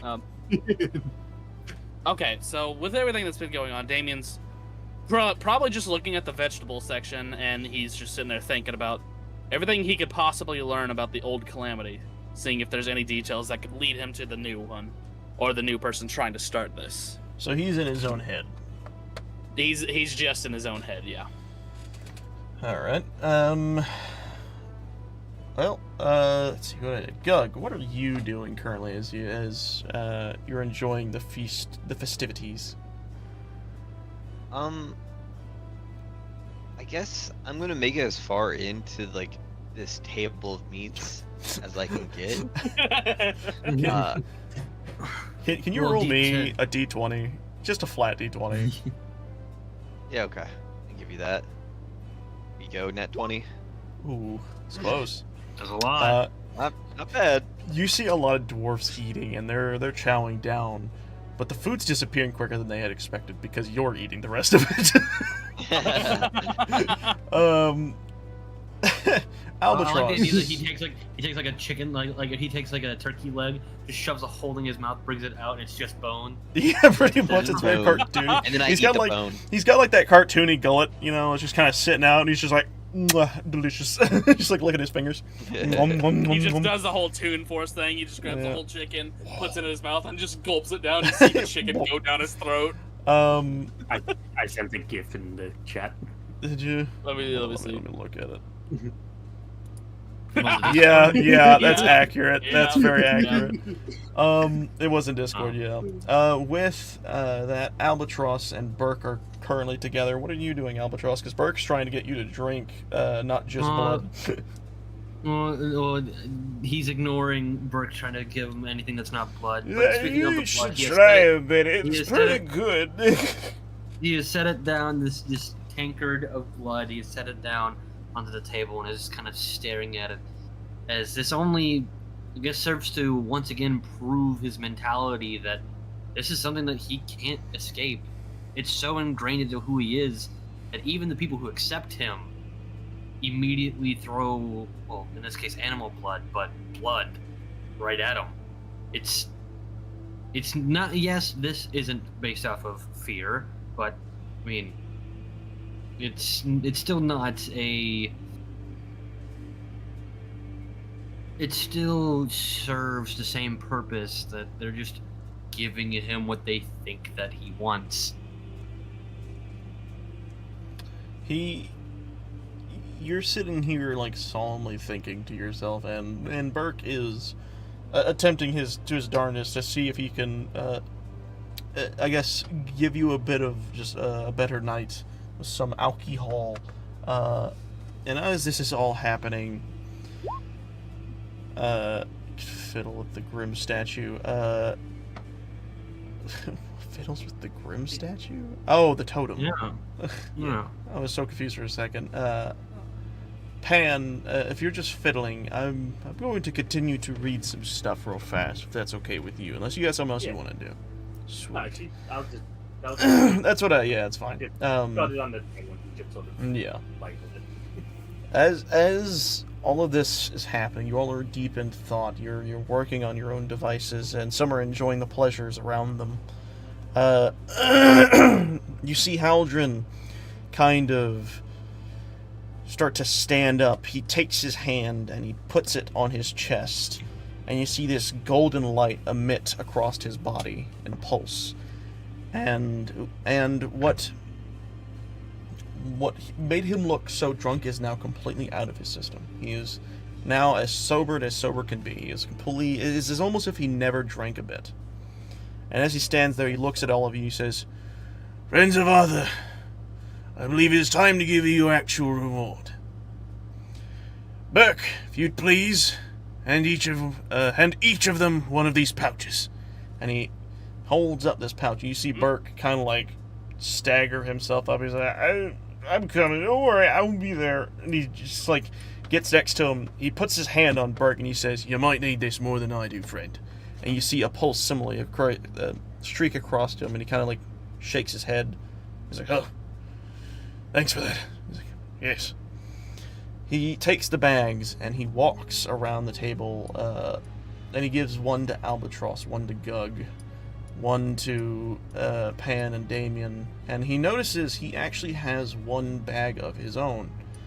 And as he's looking at this, hold on, Haldren will then say, "That, my boy, is for you, and your journey to come as well. As you all..." Oh, that's actual text. I was about to just read normal dialogue. As you all open and look into your pouches, you will see that in each pouch is roughly 250 gold pieces. Jesus. Gold? Yup. Haldren will then say, "I hope this will do you well on your journey to come. Naboru is a rather harsh place due to its arid heat and the dreadful creatures that burrow deep beneath its dunes. I know not what you will find, but I do know what Damien is capable of. So do not worry for his safety entirely. Wait for whatever it is he may need of you to do." And as he says this, King Haldren will start to stand up and walk away, and as he does, a few guards follow closely behind, unless you want to stop him. No. He will then just, after partying, he will head back to the throne, where he then walks inside along with his guards. And as this is happening, Burke is kind of like walking around, and he kind of just like, I guess, looks at all of you, and he thinks to himself, and you hear him say, "Well, we need to get to Naboru. We're gonna need a ship that's gonna want to be able to pass through the Serpent's domain. I kinda know someone in Gildenyost that might be able to get us a ride. It's someone that's helped me before and will definitely be more use to us now. I believe the name, what was it? Madam Sheen. Madam Mama Sheen? Oh, Madam Sheen. I was just telling Albatross about her. you know her? Oh, do I? Albatross, Madam Sheen is the buyer I was telling you about. Oh. Do you know this fence? This fence is going to be getting us a boat. She has a way with a lot of people in town and in other towns nearby. She kinda runs the darker sides of this place. Of this island. But, she's really kind. She should be able to help more than anyone. Especially when it comes to getting to a place such as Nabaru. Not many boats will ever want to even go across the seas. Due to them serpent's breeding ground being so close. Feels we're gonna have to fight some seafood. Lovely. Hopefully not. Those things can take down almost every ship they come across. I've only heard tales of people who've come back from the attacks. It ain't pretty. Also, Cody, I had to DM you real quick. Yeah, let me look at it real fast. Well, when that Looking at it happens, really Albatross gets up and he walks down to the end of the table and notices the absolute carnage that is Gug eating food. and actually gives a smirk for the first time of the night. A feast for crows, eh? At least you haven't lost your appetite, Wolf. Please, Albatross, shove more in my mouth. My arms are tired. I'm not going to do that. Bert, Wait, walks Cody. up to you and, I don't think you need to eat anymore, buddy. What is it, Sorry, Pam? I just realized we had a long rest. You did. So, Yes. Pen It- walks up to that- Gug. Oh, okay, go on. Oh no. Pen Oh, walks no. up to Gug and she's like, Oh, You no! maybe one of my elixirs could fill. Let me pull the create sheet more out. room for you. I'm not thirsty right now.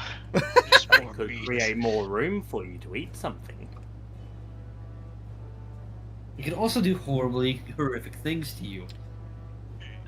It'll make me eat Tomato, more. tomato. I'm sure it will. Here you go, and she offers him the extra I'm gonna look Albatross in his eyes, and I'm gonna take the special. I'm gonna go, I'm sorry. Roll me a D100, Pam. Oh god, what is it gonna be? I'm sorry. 46. 46. I feel like we've gotten that before.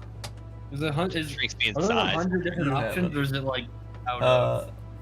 What now? Is there 100 different options, or is it like It's between like 40 section, and a 50 section, I is think, the- by fives, I believe. Okay. Oh, okay. So there's Until you 25 get to, in effect. until you get to like the lower quadrants where the numbers start to shift. There's a lot. Oh. There's a lot. But anyways, Oh. Gug, you drink this potion down, and as you do, you hear these people over on the side speaking Dwarvish, and it just sounds really weird to you. But as you begin to think, hang on, wait, I actually understand what they're saying. You hear them being like, look at that fat pig, I can't believe he ate all that meat. That was supposed to be for everyone else, but we couldn't even reach it fast enough. It's like, don't worry, he's one of the guys who helped us save the town. If anyone, he probably deserved it. Save the town. We're And- the and- only ones who did help save the town. Yeah, and you see they're just doing this. Does anyone else here speak Dwarvish? I do. I don't know. I don't know. So my character just been sitting here listening. Yeah. Oh, Gug, you died. Salt our boy. Gug, you now understand that you can comprehend a specific language that is Dwarven at the current situation. Okay, I've just gained the ability. Wait, can I speak Dwarven? Or You is that... comprehend it, I don't think it lets you speak it. Okay. So you just see I'm them really, like- speak like this while you're just kind of sitting there with covered in food, your belly sticking out like a foot or two. Yeah, I'm gonna stand up. Oh, and face another the thing, dwarves that are... you do not feel like you could eat any more. Like that feeling never left you. You are still full. I'm just gonna like stand up facing the dwarves, and I'm gonna do like like a war cry, except I'm just gonna be like, I am the meat hero, and then I'm just gonna like collapse back down.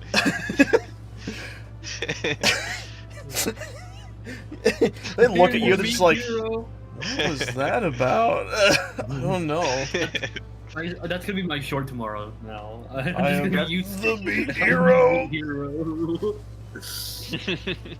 I like. Yeah. I just wanna like grab a piece of like something on the table, and then just sort of like nonchalantly flick it into like the pile of food. With that, Oh. it's just gonna start saying self-destruct in 10, 9. Oh my god. 8. Oh my! No! It's just basically just trying to freak them out because they're trash. And I guess with all this shenaniganery continuing, I will ask, are y'all ready to move on to the next day? Yeah. Are they gonna react at all to just Well, suddenly?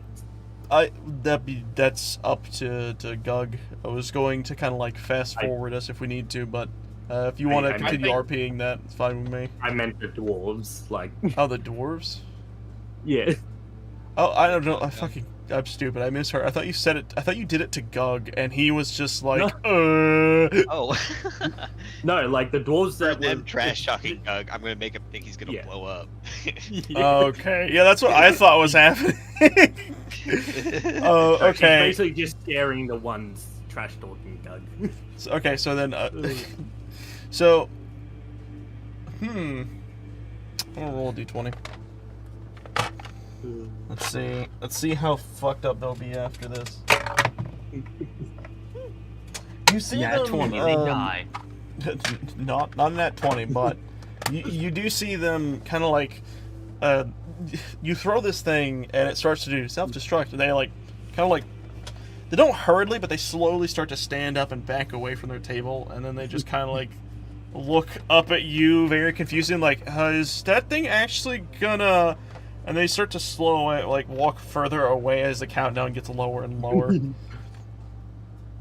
I mean, the first time these guys met me, I blew up, so maybe that will. That is true. Yeah. That was kind of terrifying. Door just exploded right off. 4, 3. I just imagine everyone's looking at it with anticipation, and then as the countdown Wait, runs out, it's a piece of food, right? You said it's a piece Yes. of food on the table? Yeah. I'll go like 3, 2, Gug grabs it, shoves it in his mouth. it's like I missed one.